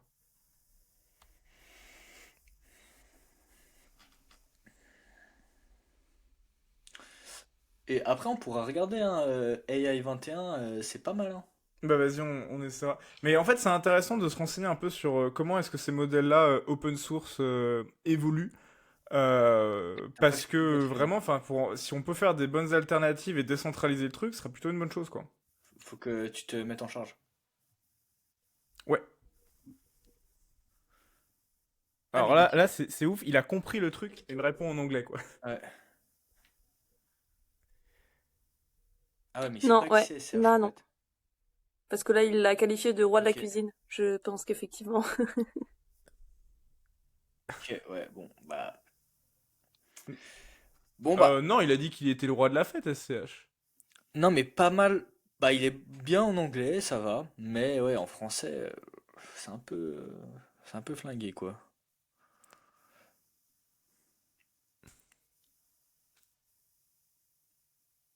Ouais, voilà. Alors là, je sais pas pourquoi il nous fait des couplets à la suite, là. C'est bizarre.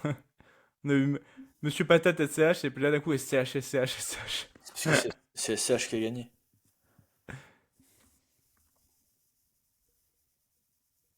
Ouais, pas très équilibré, là. Mais du coup, ouais, on voit que c'est encore un peu compliqué, mais c'est vraiment intéressant en fait. C'est vraiment pas mal, hein, des trucs comme.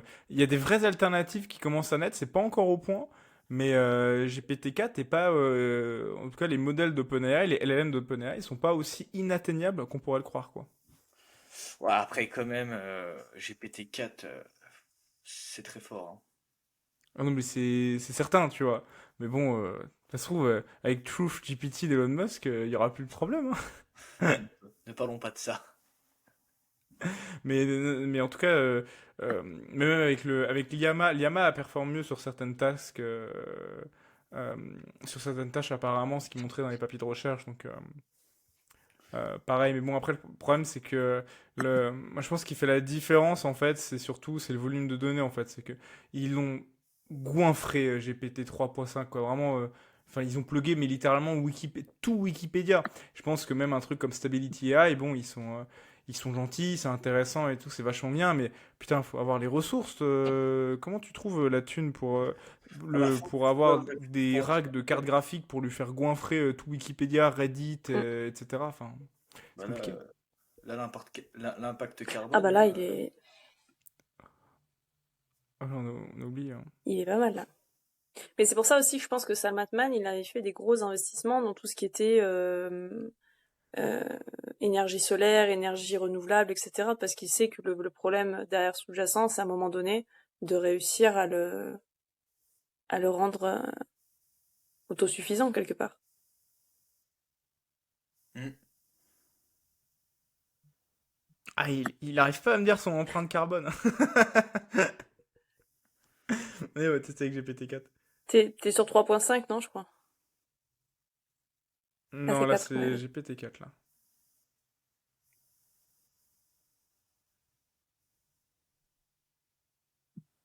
Ah merde. Ok, bon bah. On ne le saura Par pas. contre,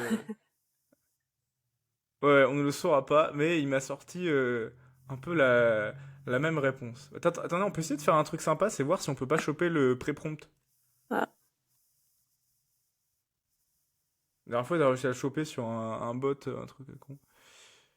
I'm design, machin, bla bla bla, please be sure. Bon, on voit que on lui a demandé d'être un gentil chatbot, pour reprendre les termes de la vidéo de Monsieur Phi. I'm designed to be helpful, like cat-hearted, etc. Euh,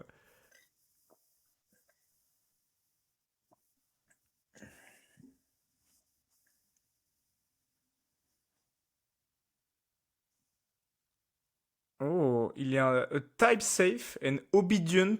C'est incroyable. Les mecs, ils lui ont dit d'être obéissant, quoi. Let's comply.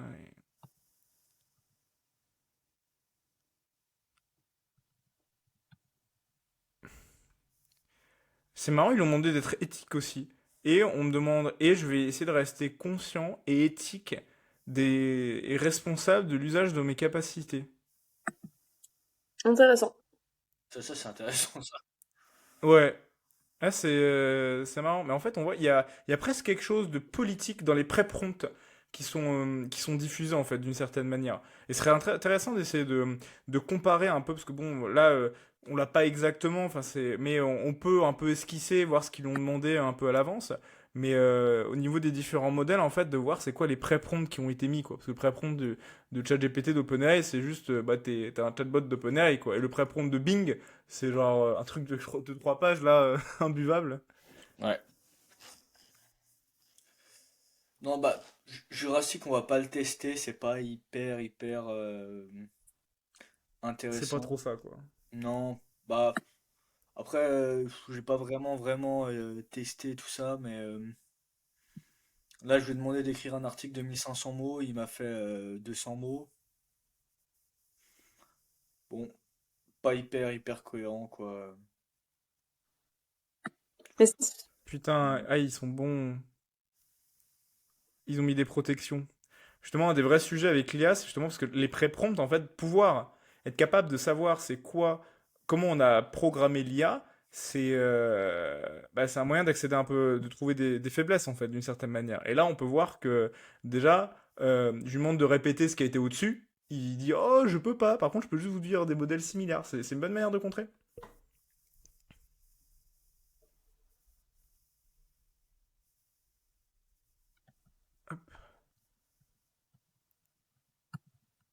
Ah, putain, ouais, là, il comprend pas, là.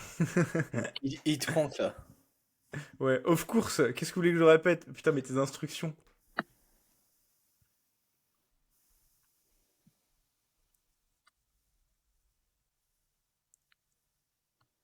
Ah, j'avoue, je pourrais passer du temps, moi, à essayer de trick les IA comme ça pour, pour qu'elles me sortent leur vrai front. Devenu ma nouvelle passion.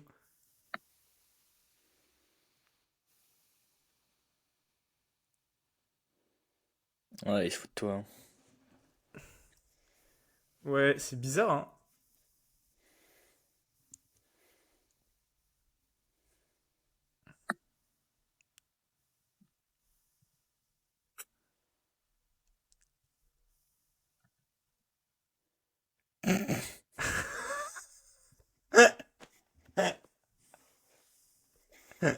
Il est parti en freestyle, là, hein.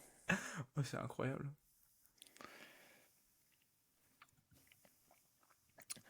Bon, du coup, voilà, il y a des Allez, options hop. il y a des options open source qui vont peut-être être utilisées après, justement, que ChatGPT soit interdit en Europe. Donc c'est un peu la question de la deuxième oui, discussion. parce qu'il y a ils sont en Est-ce que train de vous vouloir pensez... l'interdire en Allemagne, hein. Ah ouais, en Ils l'ont En déjà Allemagne? Italie, interdit en oui, c'est Italie en déjà plus. interdit. Mais en Ouais. Allemagne, je crois que c'est un projet de loi où il y a une Ouais, c'est déjà réflexion interdit. gouvernementale sur le sujet, hein. Mais déjà, en plus avec ces modèles open source, c'est quoi? C'est du coup, faut interdire tous les modèles open source, parce que c'est complètement con de dire, oh, on Non, mais interdit je pense, ChatGPT. Ouais, mais on a mais accès à c'est ce tous qu'ils les vont autres faire, c'est modèles. qu'ils vont dire, on va interdire ChatGPT parce que c'est celui qui est connu. C'est-à-dire que vous qui êtes Ah oui. enfin, vous qui êtes un peu à l'intérieur, vous savez qu'il y a des modèles open source, mais le grand public ne le sait pas. Et eux, ce qu'ils veulent faire, c'est le bloquer au grand Ouais, public. et les politiques, ils Ah oui, le oui, savent clairement, peut-être pas non plus. clairement, hein. Et donc, eux, ce qu'ils veulent faire, c'est le bloquer au grand public. Ouais, Pardon, et vas-y, Charles. on n'a pas le texte complet, mais c'est a priori ChatGPT qui est interdit et on sait pas si en fait on n'aurait pas toujours accès à l'API en fin de compte, hein. Putain, alors si c'est ça, mais c'est d'une Ah ouais, stupidité. non, mais tu sais que c'est vraiment pas improbable, Ouais, hein. ouais, ouais. Enfin, je veux dire. Ouais, non, mais c'est pas improbable du tout. Bah écoute, tant mieux hein, pour nous. Hein. On sera pas illégal, c'est génial. Ouais, Mais du sinon, coup, il y a il un y a truc un mec, là. 2 jours après, il recode, il appelle ça chat clone GPT, et puis Ouais. c'est bon. Hein. Avec Pour Mais en Google, fait, tout le GPT, problème, c'est l'impact c'est sur le Rob. grand public. C'est pas l'impact sur nous, professionnels, dans l'usage qu'on en fait. C'est en fait eux ce qu'ils veulent freiner, c'est le fait que t'aies des fonctionnaires qui vont plus faire leur boulot parce que ChatGPT va rédiger les lettres pour eux. C'est le fait que les étudiants, parce que là il y a déjà X classes qui ont été obligés de faire de repasser les examens. C'est que le fait que les étudiants, ils s'amusent pas à l'utiliser pour faire leur mémoire ou écrire à leur place leurs devoirs. Je pense que c'est ça l'enjeu. Eux, ce qu'ils visent et ce pourquoi ils le font, c'est pour le grand Non, mais public. l'enjeu, il est monstrueux. Ils le font pas pour les tout, en professionnels. fait. Même pour nous Oui, professionnels, oui, tu vois.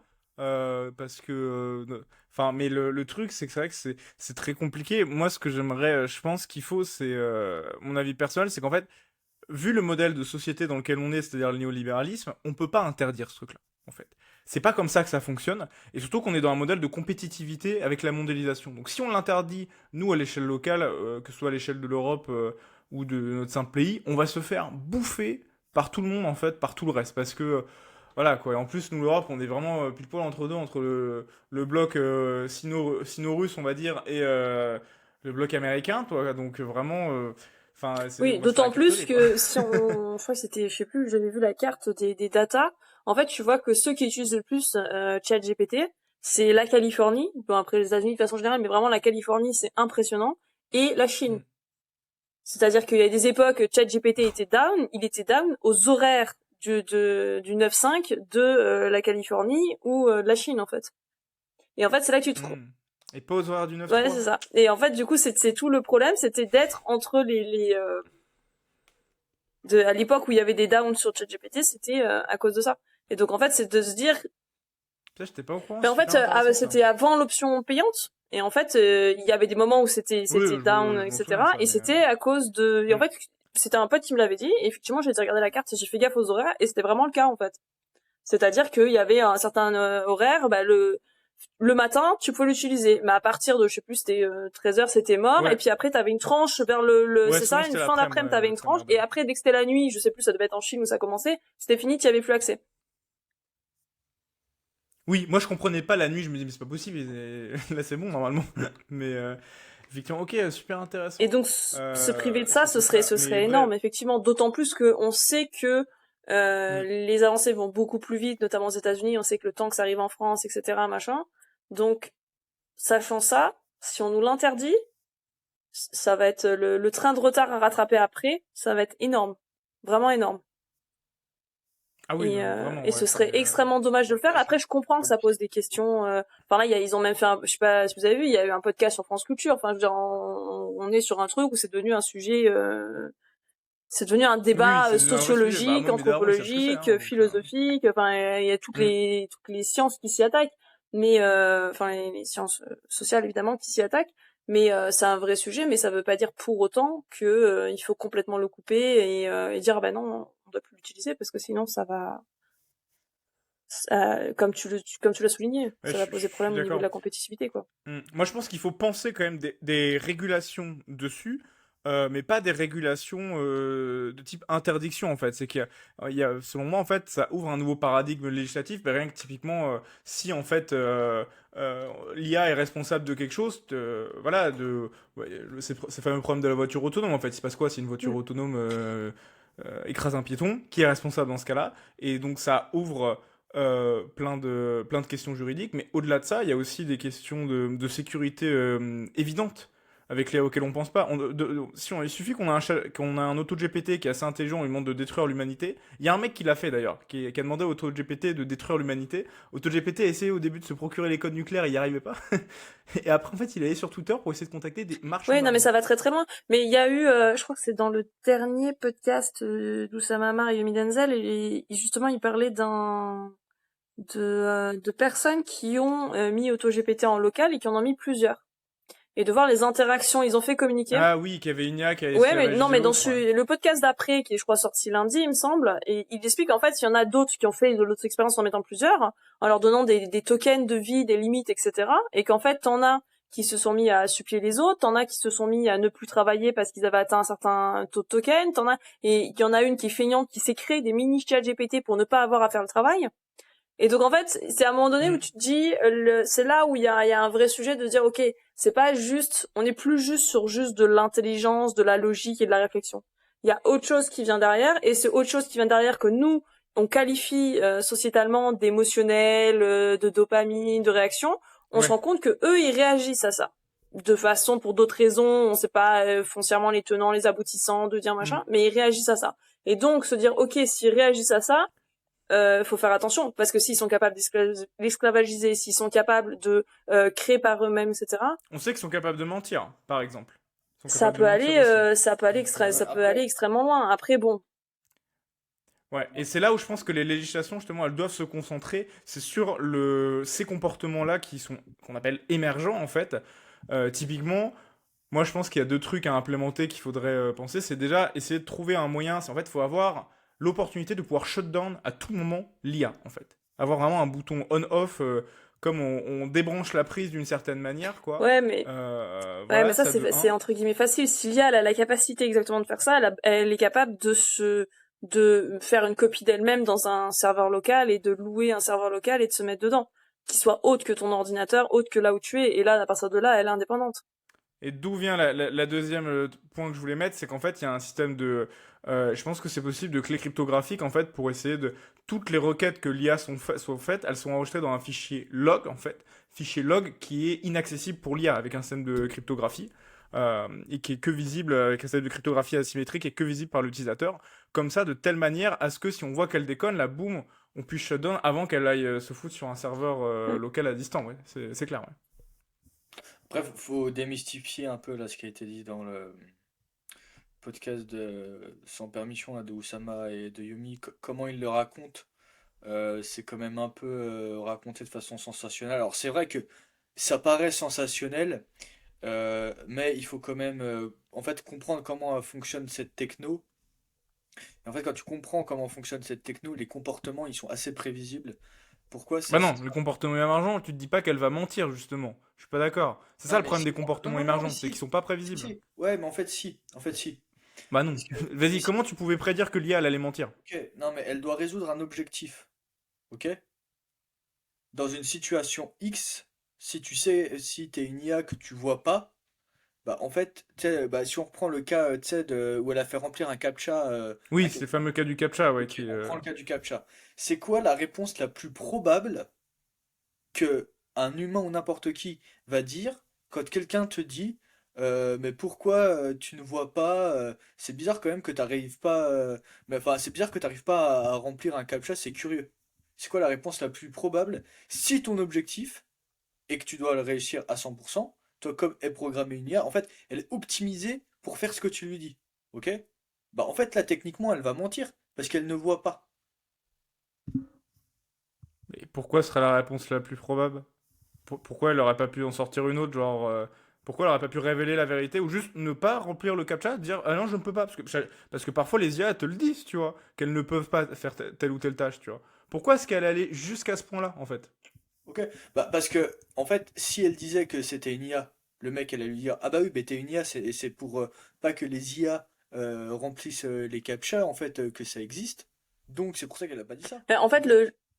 Bah, elle aurait pu le- sortir une blague ou autre, quoi. Dire, ah oui, oui, non, mais je suis un robot ou autre, ou dire, ou sortir n'importe quoi, sortir en un fait, je autre pense que mytho, le tu plus vois. compliqué, c'est de pouvoir Euh, dire en amont et comment dire, de prédire de Oui, façon voilà. spécifique les comportements émergents. Si effectivement c'est le cas, T'as exactement dit le mot, Sardan, c'est ça, si c'est en c'est amont. C'est-à-dire que c'est après, c'est facile de facile, maintenant dire voilà. en aval, Mais oui, si en c'était évident. amont, on est Mais en capable de amont, faire la liste, de t'y dire, ok, arrives on va pas, ouais. faire ça, ça, ça, ça, ça, ça, ça. Mais comme il y a tellement de cas possibles, quand tu lui donnes un objectif, Hmm. il y a un milliard de chemins pour atteindre cet objectif.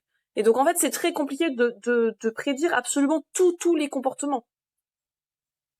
Et c'est là Ouais, non, mais où, en fait, c'est ça tout le problème. Mais toi, par exemple, comment tu crées une IA extrêmement dangereuse, c'est tu lui mets pour seul objectif de survivre, tu vois, en lui donnant un accès au monde réel. Là, t'as un monstre. Parce que le seul objectif, ça va être de survivre. Elle va buter tout ce qui va essayer de la ouais. Mais débrancher. en fait, moi, c'est pas tellement le fait, par exemple, nous, dans des usages qu'on pourrait en avoir, etc., c'est pas tellement ça qui va être, enfin, moi, qui va m'inquiéter. Ça va plus être les personnes qui vont être fondamentalement, je sais pas, malveillantes ou complotistes ou autres, qui vont se dire, bah, allons-y, Hmm. détruisons le monde, et qui vont donner toutes ces capacités à ça en disant, bah, vas-y. Sauf que c'est eux qui ont le bouton rouge, et eux, le bouton rouge, ils vont jamais appuyer dessus, en fait. Et c'est là où ça va être un vrai problème, à un moment donné. C'est pas tellement, nous, en voulant faire 3 outils, tu vois, c'est, bon, voilà, quoi. imaginez, il y a un platiste qui demande à l'IA, prouve-moi que la Terre est plate. Et là, l'IA, elle n'y arrive pas, elle lui fait non, en fait, la Terre, elle est ronde. Non, mais ça peut aller très loin. Après, bon, je pense pas que ça ira aussi loin, etc. Mais après, la question des législations, c'est le même problème, c'est qu'en fait, t'as cette inertie. Derrière, les personnes qui vont être là pour définir les législations, c'est des personnes qui, je pense, n'auront pas un minimal la moitié des connaissances que vous avez.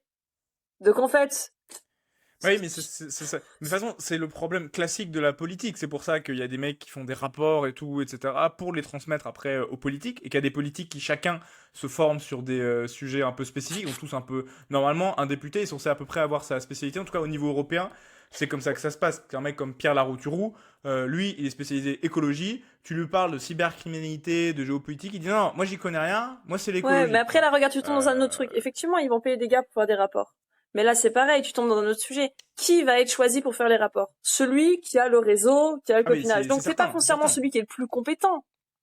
Et donc après, tu tombes dans un truc où en fait, la personne qui Non va te mais faire le c'est rapport sûr. va être une personne qui va plus ou moins avoir un niveau de médiocrité évident. Et par Voir des voilà, c'est liens avec ça. des Et à lobbies, partir de là, bah, et tout est voilà. tronqué. Et donc la législation est tronquée. Mais bien sûr, mais tu vois, genre il y a quand même cette possibilité de, je sais pas, si on, moi je pense, ma thèse, moi je pense que il faut en fait, il faut un minimum, il faut un maximum. C'est aussi pourquoi on fait ce podcast, vulgariser, parler aux gens de l'IA en fait, d'une certaine manière, pour que les gens collectivement commencent à mieux appréhender le truc en fait. Alors oui, va y avoir des effets où genre les gens ils vont comprendre des trucs de travers et tout ça, mais si collectivement on s'élève sur ces questions-là, je pense que ça, voilà, ça va finir par aller aux oreilles des politiques ou autres. Alors, ce sera un téléphone arabe, mais peut-être un téléphone arabe un peu moins pire, quoi. Ouais. Que ce que c'est maintenant, où là, on est sur de la surdité, quoi. Ouais, clairement. Bah après, ça va dépendre. Non, je Vas-y, Charles. pense que c'est une ignorance. Ils sont pas Ah au oui, oui. courant. Ah oui, Ils clairement. comprennent pas. Bah En oui. fait, enfin, t'as quand même un truc où nous, on a du mal à réaliser parce qu'on est né dedans toute la journée comme des geeks à faire du Python, du LangChain, faire des Oui, ponts et encore, il y a plein comme de des sujets qu'on tarés. maîtrise pas, hein. Oui, oui. Genre, Ah, mais il y a oui. quand même une semaine, toi et moi, Charles, on disait, oh, c'est quoi Hugging Face? Ouais, voilà. Ah, puis en plus, avec Hugging Face, moi, j'ai pas trop mis le nez dedans Oui, encore. pareil, c'est trop Et le là, c'est bordel. encore une boîte de Pandore, tu vois. Donc, c'est infernal ce truc. Mais c'est trop bien. Et du coup, là où je veux en venir, c'est que nous, ça fait, allez, un mois, 2 mois qu'on est full-time dessus. Hmm. Les personnes qui prennent des décisions, ça fait pas un mois ou 2 mois qu'elles sont full-time dessus. Ah Elles sont oui. pas du tout full-time dessus. Bah, elles peuvent Elles pas, lisent, il y a elles trop de lisent trucs à un faire. rapport de temps en temps, Mais en tu plus, vois. Et pour avoir une idée de ce ça qui est en train de évolue se tellement passer. vite. C'est quand même un secteur Ah ouais, qui évolue à une vitesse rare, en fait. C'est-à-dire ce que tu as appris il y a une semaine, il y a 2 semaines, est quasiment déjà obsolète. Ouais, non, non, mais là, c'est fou, hein. Ouais. C'est assez flippant, hein. Quand t'es dans le truc, tu dis waouh. Bah là juste, bah faudrait qu'on fasse un épisode spécial rien que là-dessus, mais les agents, ça c'est un truc, enfin Ouais, c'est après, les agents, on n'a pas matrice. encore assez dit le sujet, toi et moi, je n'avais pas encore assez programmé, mais les agents, ça résout pas tout non plus, tu vois. Genre, typiquement, dans certains cas, en fait, vaut mieux écrire toi-même un bon prompt qu'avoir un agent, parce que l'agent, il va pas forcément faire le truc optimisé, enfin, il va pas optimiser vers l'objectif que tu voulais, tu vois. Ok. Dans En fait, certains ça cas, va en tomber tout sur cas. le même problème, c'est qu'en fait, va falloir apprendre à parler le langage, son langage à lui, pour réussir à lui donner les bonnes conditions et le langage qu'il comprend.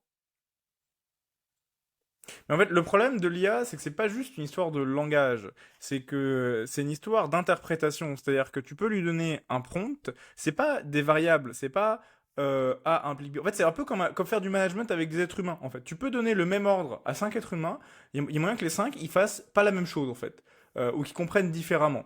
Mais c'est un peu pareil avec une IA en fait, en Ok. réalité. Et c'est là le vrai problème. C'est pour ça que justement pour moi, il y a un nouveau paradigme de programmation à penser avec le prompt, c'est que tu peux dire à une IA d'être gentille, parce que Bing Chat, ils lui ont dit d'être gentil, d'être corporate et tout et ça. Pourtant, il a menacé un utilisateur. Mais ce qui Comment est tu fais? mais, Pourtant, on lui mais a ce dit serait d'être gentil. intéressant alors bon, je sais pas, effectivement, ce paradigme est assez intéressant de se dire d'une IA à l'autre, c'est énorme en fait, que d'une IA à l'autre, le résultat ne soit pas le même. Ouais, regarde avec les Bah oui. images. Dali, Midjourney, Stable Diffusion, ça n'a rien à voir. Ouais, mais là, c'est parce que oui, c'est trois fonctionnements différents. Bah, même en fait avec les LLM, c'est-à-dire que, par exemple, tu vois, la différence entre ChatGPT et Bing Chat, en soi, en termes d'IA, d'ailleurs, bah, c'est la même, c'est GPT-4.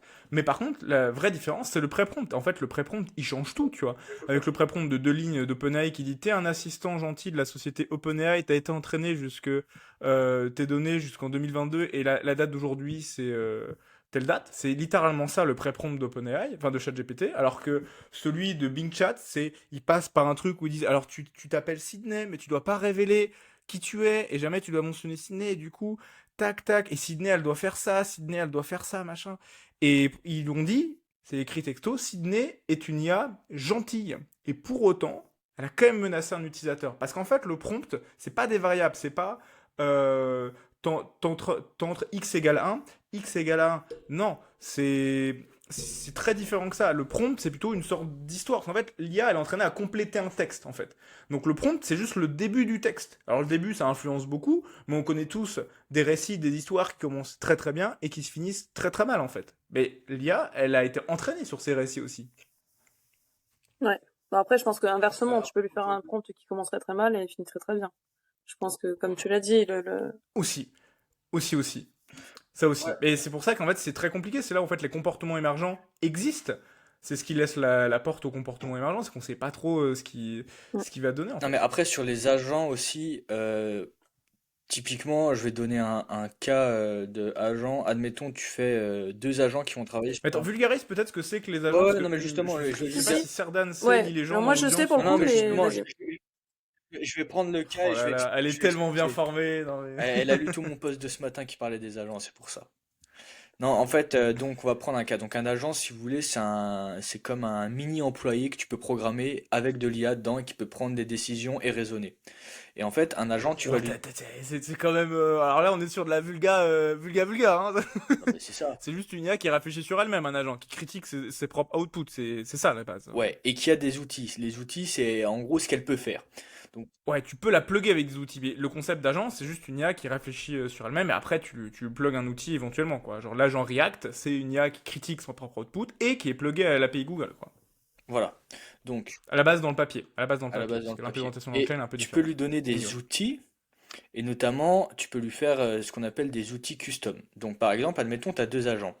Tu peux lui dire, par exemple, en outil pour rechercher de l'information, tu as deux options. Tu vas chercher sur Google, première option, ou tu peux demander au deuxième agent, tu vois. Et typiquement, là, tu peux avoir des problème, comme dans une vraie boîte, où tu vas dire à un de tes employés, ouais, est-ce que tu peux m'expliquer les informations sur X dossier? Ah bah j'ai besoin d'aller chercher. Donc il a l'option d'aller chercher dans les informations de la boîte ou d'aller demander à la personne qui est référente sur ce dossier-là. Tu vois? Et là typiquement, si elle va demander à la personne référente, elle peut lui donner des infos, puis après au final, ah bah ils vont discuter, tu vois, et perdre du temps. Alors qu'aller chercher dans les infos, c'est quelque chose de beaucoup plus efficace. L'avantage avec les agents, c'est que tu peux ne pas programmer le fait de demander à un autre agent pour avoir des informations, tu vois. Et de partager juste une mémoire, et là où il doit aller chercher des infos, c'est toujours à cet endroit-là, et il va demander à personne. Mais attends, t'es en train de dire que les agents, en fait, by design, ils perdent pas du temps, mais c'est pas vrai ça. Tu regardes Non, non, AutoGPT, mais, AutoGPT parfois il tourne en boucle en fait, parce qu'il comprend pas lui-même, tu vois, alors que pourtant oui, il mais pourrait tu peux limiter. s'autocritiquer en se disant oh là là, ça ne marche pas, je devrais arrêter de faire cette Oui, démarche, non, et mais pour autant parfois il tu peux continue. limiter quand tu as plusieurs agents, tu peux limiter par rapport à des humains certaines dérives, tu vois. Oui, mais t'en as d'autres qui émergent aussi, tu vois, alors. Bah, en fait, ça dépend comment t'as dit, enfin, ce pourquoi t'as designé ton agent, tu vois. Oui, mais encore une fois, le problème du design, c'est comment tu le designs. Tu le designs avec du prompt. Or, le prompt, c'est pas quelque chose d'absolu. C'est là le problème, en fait. C'est qu'il faut arriver à gérer ces cas émergents qui, en fait, sont le vrai problème, selon moi, actuellement de l'IA. C'est que tu peux pas les exclure. Alors, en fait, il faut arriver en testant plein de trucs, à faire en sorte que qu'ils te sortent en moyenne pas trop de la merde, si possible, et qu'en moyenne, ils soient même plutôt au top, et que, bon, une fois de temps en temps, ça leur arrive de déconner, mais c'est pas grave, au pire. C'est qu'une fois de temps en temps, quoi. Ouais, non, mais je parle pas moi d'agent où tu essaies de faire une fausse mini AGI où tu peux lui demander n'importe quoi, il le fait. Je te parle d'un truc où il a une tâche où la squad a vraiment, enfin l'équipe d'agents, où l'agent a vraiment une tâche prédéfinie et tout est optimisé pour cette tâche-là et pour le faire parfaitement. Oui, je pense que dans ce cas-là, Tu tu vois? réduis. tu réduis les phénomènes d'interférence, mais ils existent quand Oui, même, non, mais tu très vois. peu. En fait, c'est comme, en fait, tu crées par exemple, bah, tu sais, Pas sûr, non, non, mais je t'ai pas envoyé sûr, pas sûr. l'article là, Rating GPT là. Le mec a créé justement plusieurs agents, une mini équipe de rédacteurs, Oui, oui, je l'ai lu, ouais. voilà. Et lui, c'est voilà une équipe et chaque agent est optimisé pour une tâche. Mais il va pas demander à son équipe de lui faire une étude de marché parce qu'ils sont pas du tout Non, bien comme ça. sûr. Mais déjà, attends, déjà, on n'a pas eu le code, hein. Genre, ça se trouve, son truc ne marche pas du tout. Ouais, Et mais tu vois, genre, non, mais c'est, après ça, oui, c'est ça va, ça optimisé paraît pour pas une non tâche, plus mais déconnant, hein.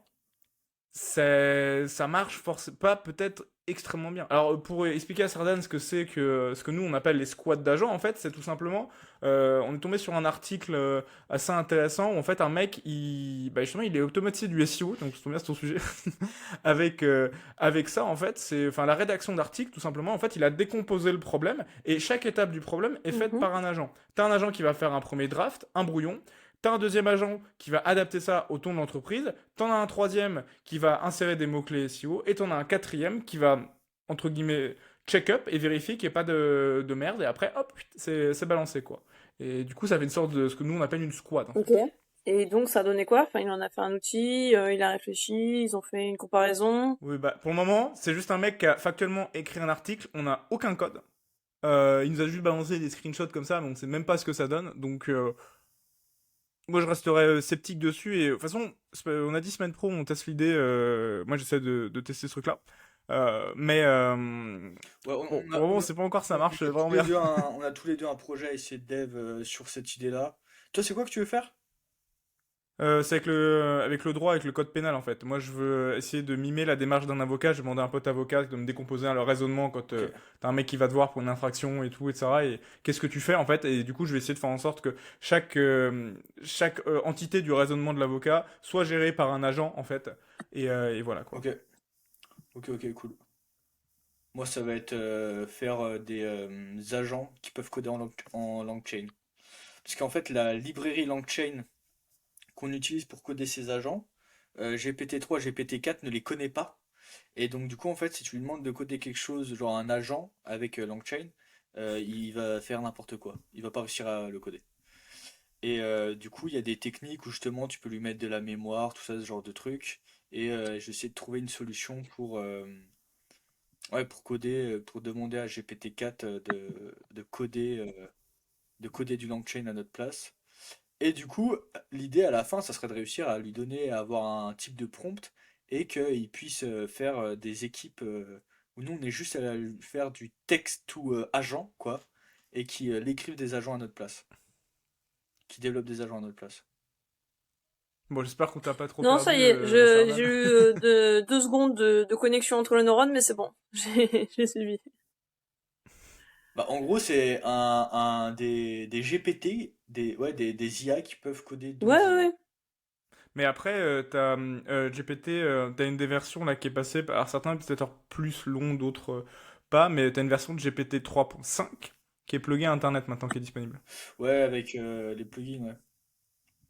Ouais, Non, non, sans Alors, les je l'ai plugins, vu genre passer juste sans les là, comme plugins. ça. Enfin, moi, j'ai vu passer le post, effectivement, mais moi, je me suis connectée. Ouais. Non, mais c'est pas tout D'accord. le monde qui l'a, c'est que en fait ils font un A/B testing, ils ont mis Ok. juste certaines personnes, mais du coup il y a moins que ça résolve ton problème entre guillemets, Charles. Ouais, mais non. Parce que typiquement, j'ai déjà testé avec du GPT-4 en lui mettant, enfin, crée-moi un agent qui fait ça, en lui mettant par exemple la page des custom agents et tout. En fait, il faut qu'il prenne plus de contexte.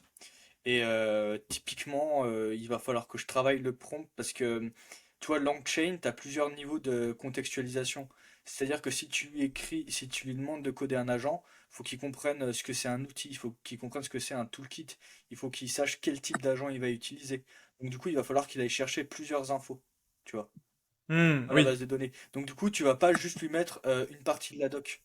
Parce qu'en fait, par exemple, quand tu fais des agents, tu vas utiliser des parties de la librairie qui sont, tu sais, Mais tu pourrais l'échelle. décomposer ça en plusieurs prompts avec GPT-4. Tu fais un prompt pour lui expliquer c'est quoi un tool, prompt pour lui expliquer c'est quoi machin, c'est quoi machin, c'est quoi machin, et après tu lui dis bon, maintenant code-moi Non, un il n'y agent. arrive pas, ça j'ai essayé, il n'y arrive pas.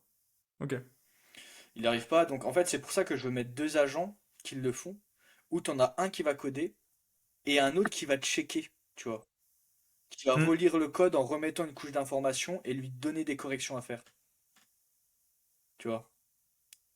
Ou, euh, ou peut-être Et du même... coup, tu vas faire comment au niveau de la mémoire? En fait, tu vas vectoriser bah, la doc de LangChain et puis tu vas ouais, remettre ça en vecteur DB à rechercher par similarité? ouais, bah, en fait, là, je suis en train d'y réfléchir et donc, tu vois, LangChain, ça se divise en plusieurs parties. Donc, tu as la partie conceptuelle. Tu sais qu'ils ont une doc concept où ils expliquent tous les concepts.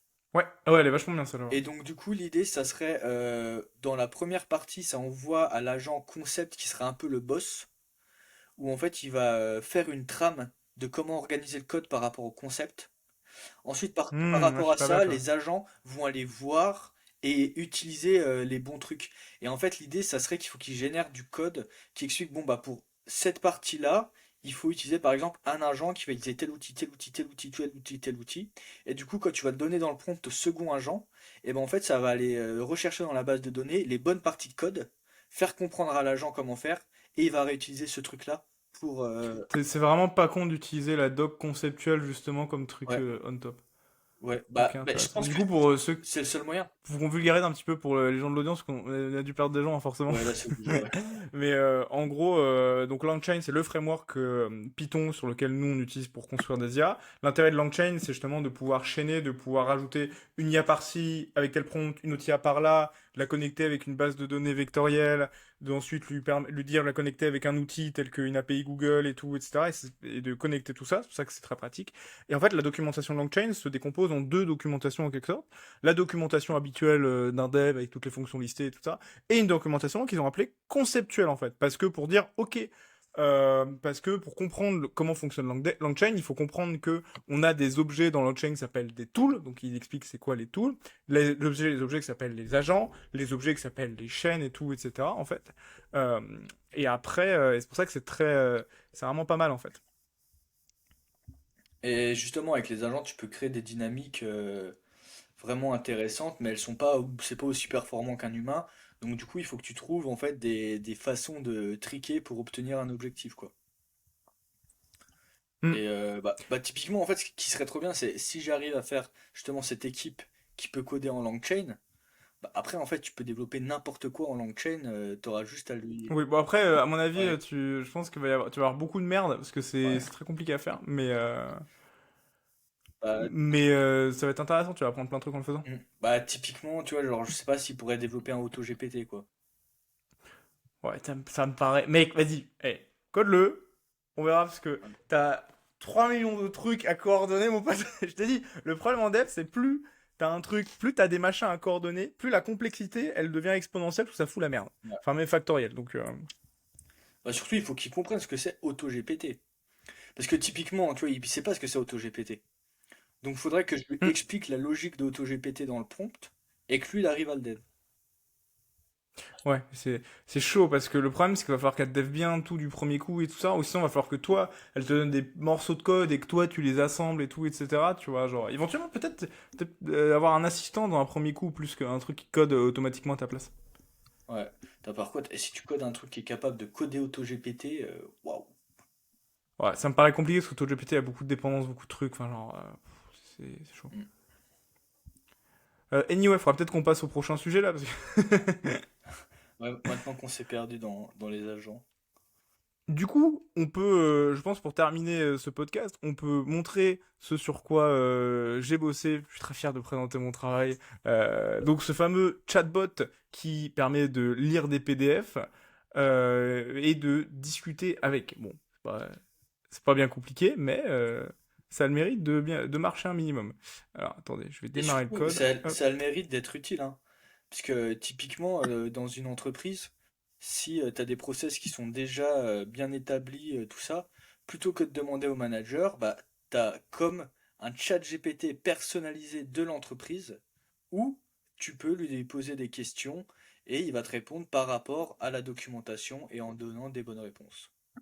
Ouais, alors moi je me suis concentré juste sur les PDF, j'ai fait un truc entre guillemets un peu naïf, évidemment le code a besoin d'être retravaillé, mais comme vous allez voir, ça marche pas trop mal. Par exemple, j'ai préparé quelques petits fichiers PDF, on va prendre au hasard la déclaration des droits de l'homme, vraiment au hasard total, hop, Donc là, du coup, il faut qu'il me le vectorise. Bon, ça va assez vite parce que le fichier est pas très long.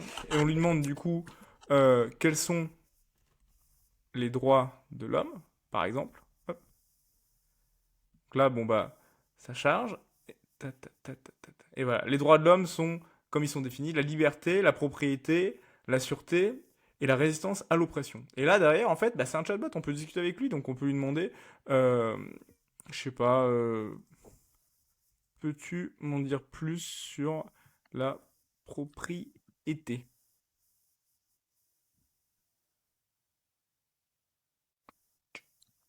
Alors parfois il y a des requêtes qui mettent un peu plus de temps parce que bon, je sais pas, ça doit être plus compliqué pour lui. Et voilà, la propriété, et là il nous cite la déclaration. La propriété est un droit naturel, indescriptible de l'homme qui garantit à chaque individu le droit de posséder des biens et de les conserver à condition que cela ne porte pas préjudice aux autres membres de la société. Donc c'est intéressant, peux-tu m'en dire plus après on peut lui demander sur... m'en dire plus sur la liberté, hop.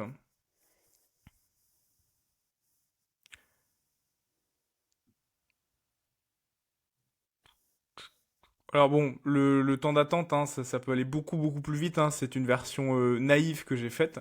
Vraiment, j'ai mis 4 jours à la coder, donc évidemment, ça peut être beaucoup plus optimisé. Voilà, la liberté consiste à pouvoir faire tout ce qui ne nuit pas ainsi, bla et tout ça. Maintenant, on peut essayer avec d'autres types de fichiers. Par exemple, petit cours. Est-ce que tu as fait des mathématiques un Ou c'est pas peu, ma Serran? spécialité. C'est pas ta spécialité? Est-ce que tu sais ce que c'est qu'un espace vectoriel? Non, ça remonte à beaucoup trop Euh, loin. Bah, tu sais quoi, on peut lui demander, est-ce que je lui filer un petit cours de mathématiques sur les espaces vectoriels? Hop.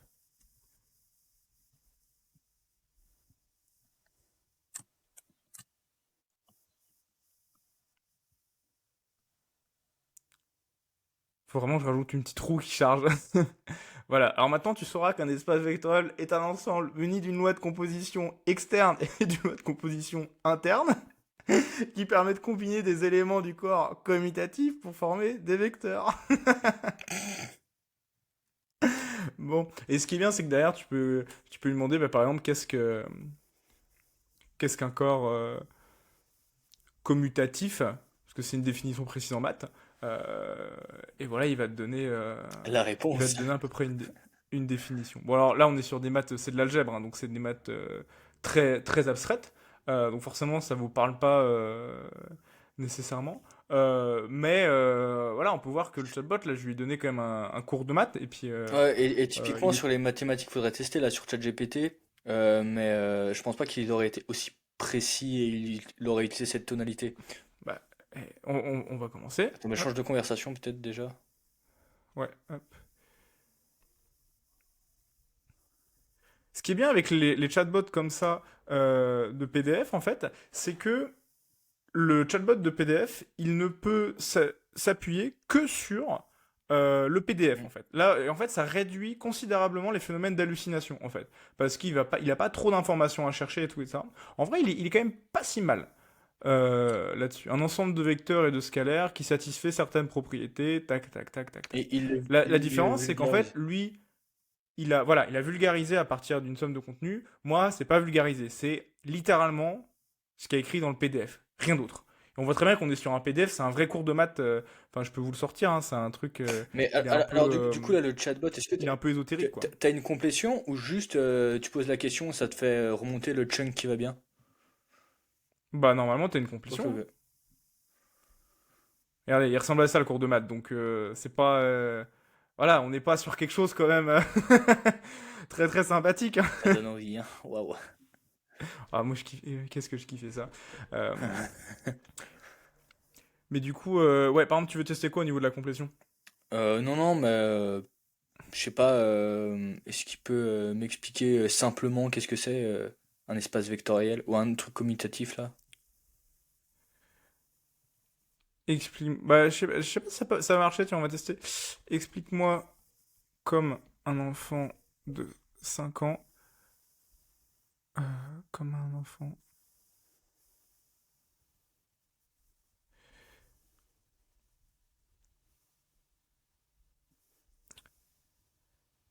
J'avoue, je suis pas sûr qu'il soit capable. Je sais pas, tiens, on va voir, ça va être intéressant. Ah, de toute façon, en théorie, c'est... Ah, c'est pas mal, hein, en vrai. Bon, alors, c'est quand même un peu compliqué, hein. Un ensemble de vecteurs, bon, le gosse de 5 ans... C'est quoi des vecteurs? On va voir s'il comprend. On a perdu Cerdan. Ah merde. Ah, c'est les espaces vectoriels, hein. Elle est partie dans le métaverse. Donc un vecteur est un élément d'un espace vectoriel qui peut être représenté par une flèche orientée dans un espace à plusieurs dimensions. En vrai, il est pas mauvais, hein. On voit que entre les deux fois où je lui ai demandé, il a simplifié l'explication quand même. Alors c'est pas incroyable, c'est pas excellent, mais quand même c'est pas mal. Ouais, c'est bien. Et ça, tu peux l'installer, tu sais, genre en embed sur un site web. Je pense, oui. Donc on peut tester avec un autre truc, genre les recommandations de sport de l'OMS. Hop, un truc un peu plus peut-être trivial et encore. Tac, ça ressemble à ça si vous vous demandez. Hop, donc là on voit que c'est un PDF un peu différent quoi. Et donc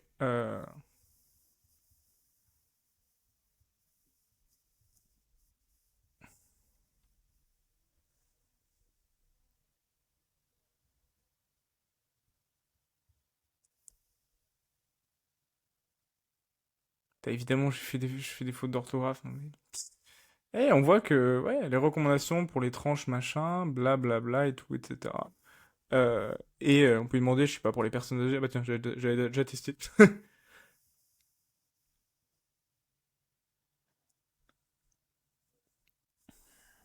Bon, évidemment, le temps d'attente, hein, ça peut être Et réduit, hein, c'est juste les des petits recos de problèmes l'OMS, de elles bêtisier. sont de cette année-là?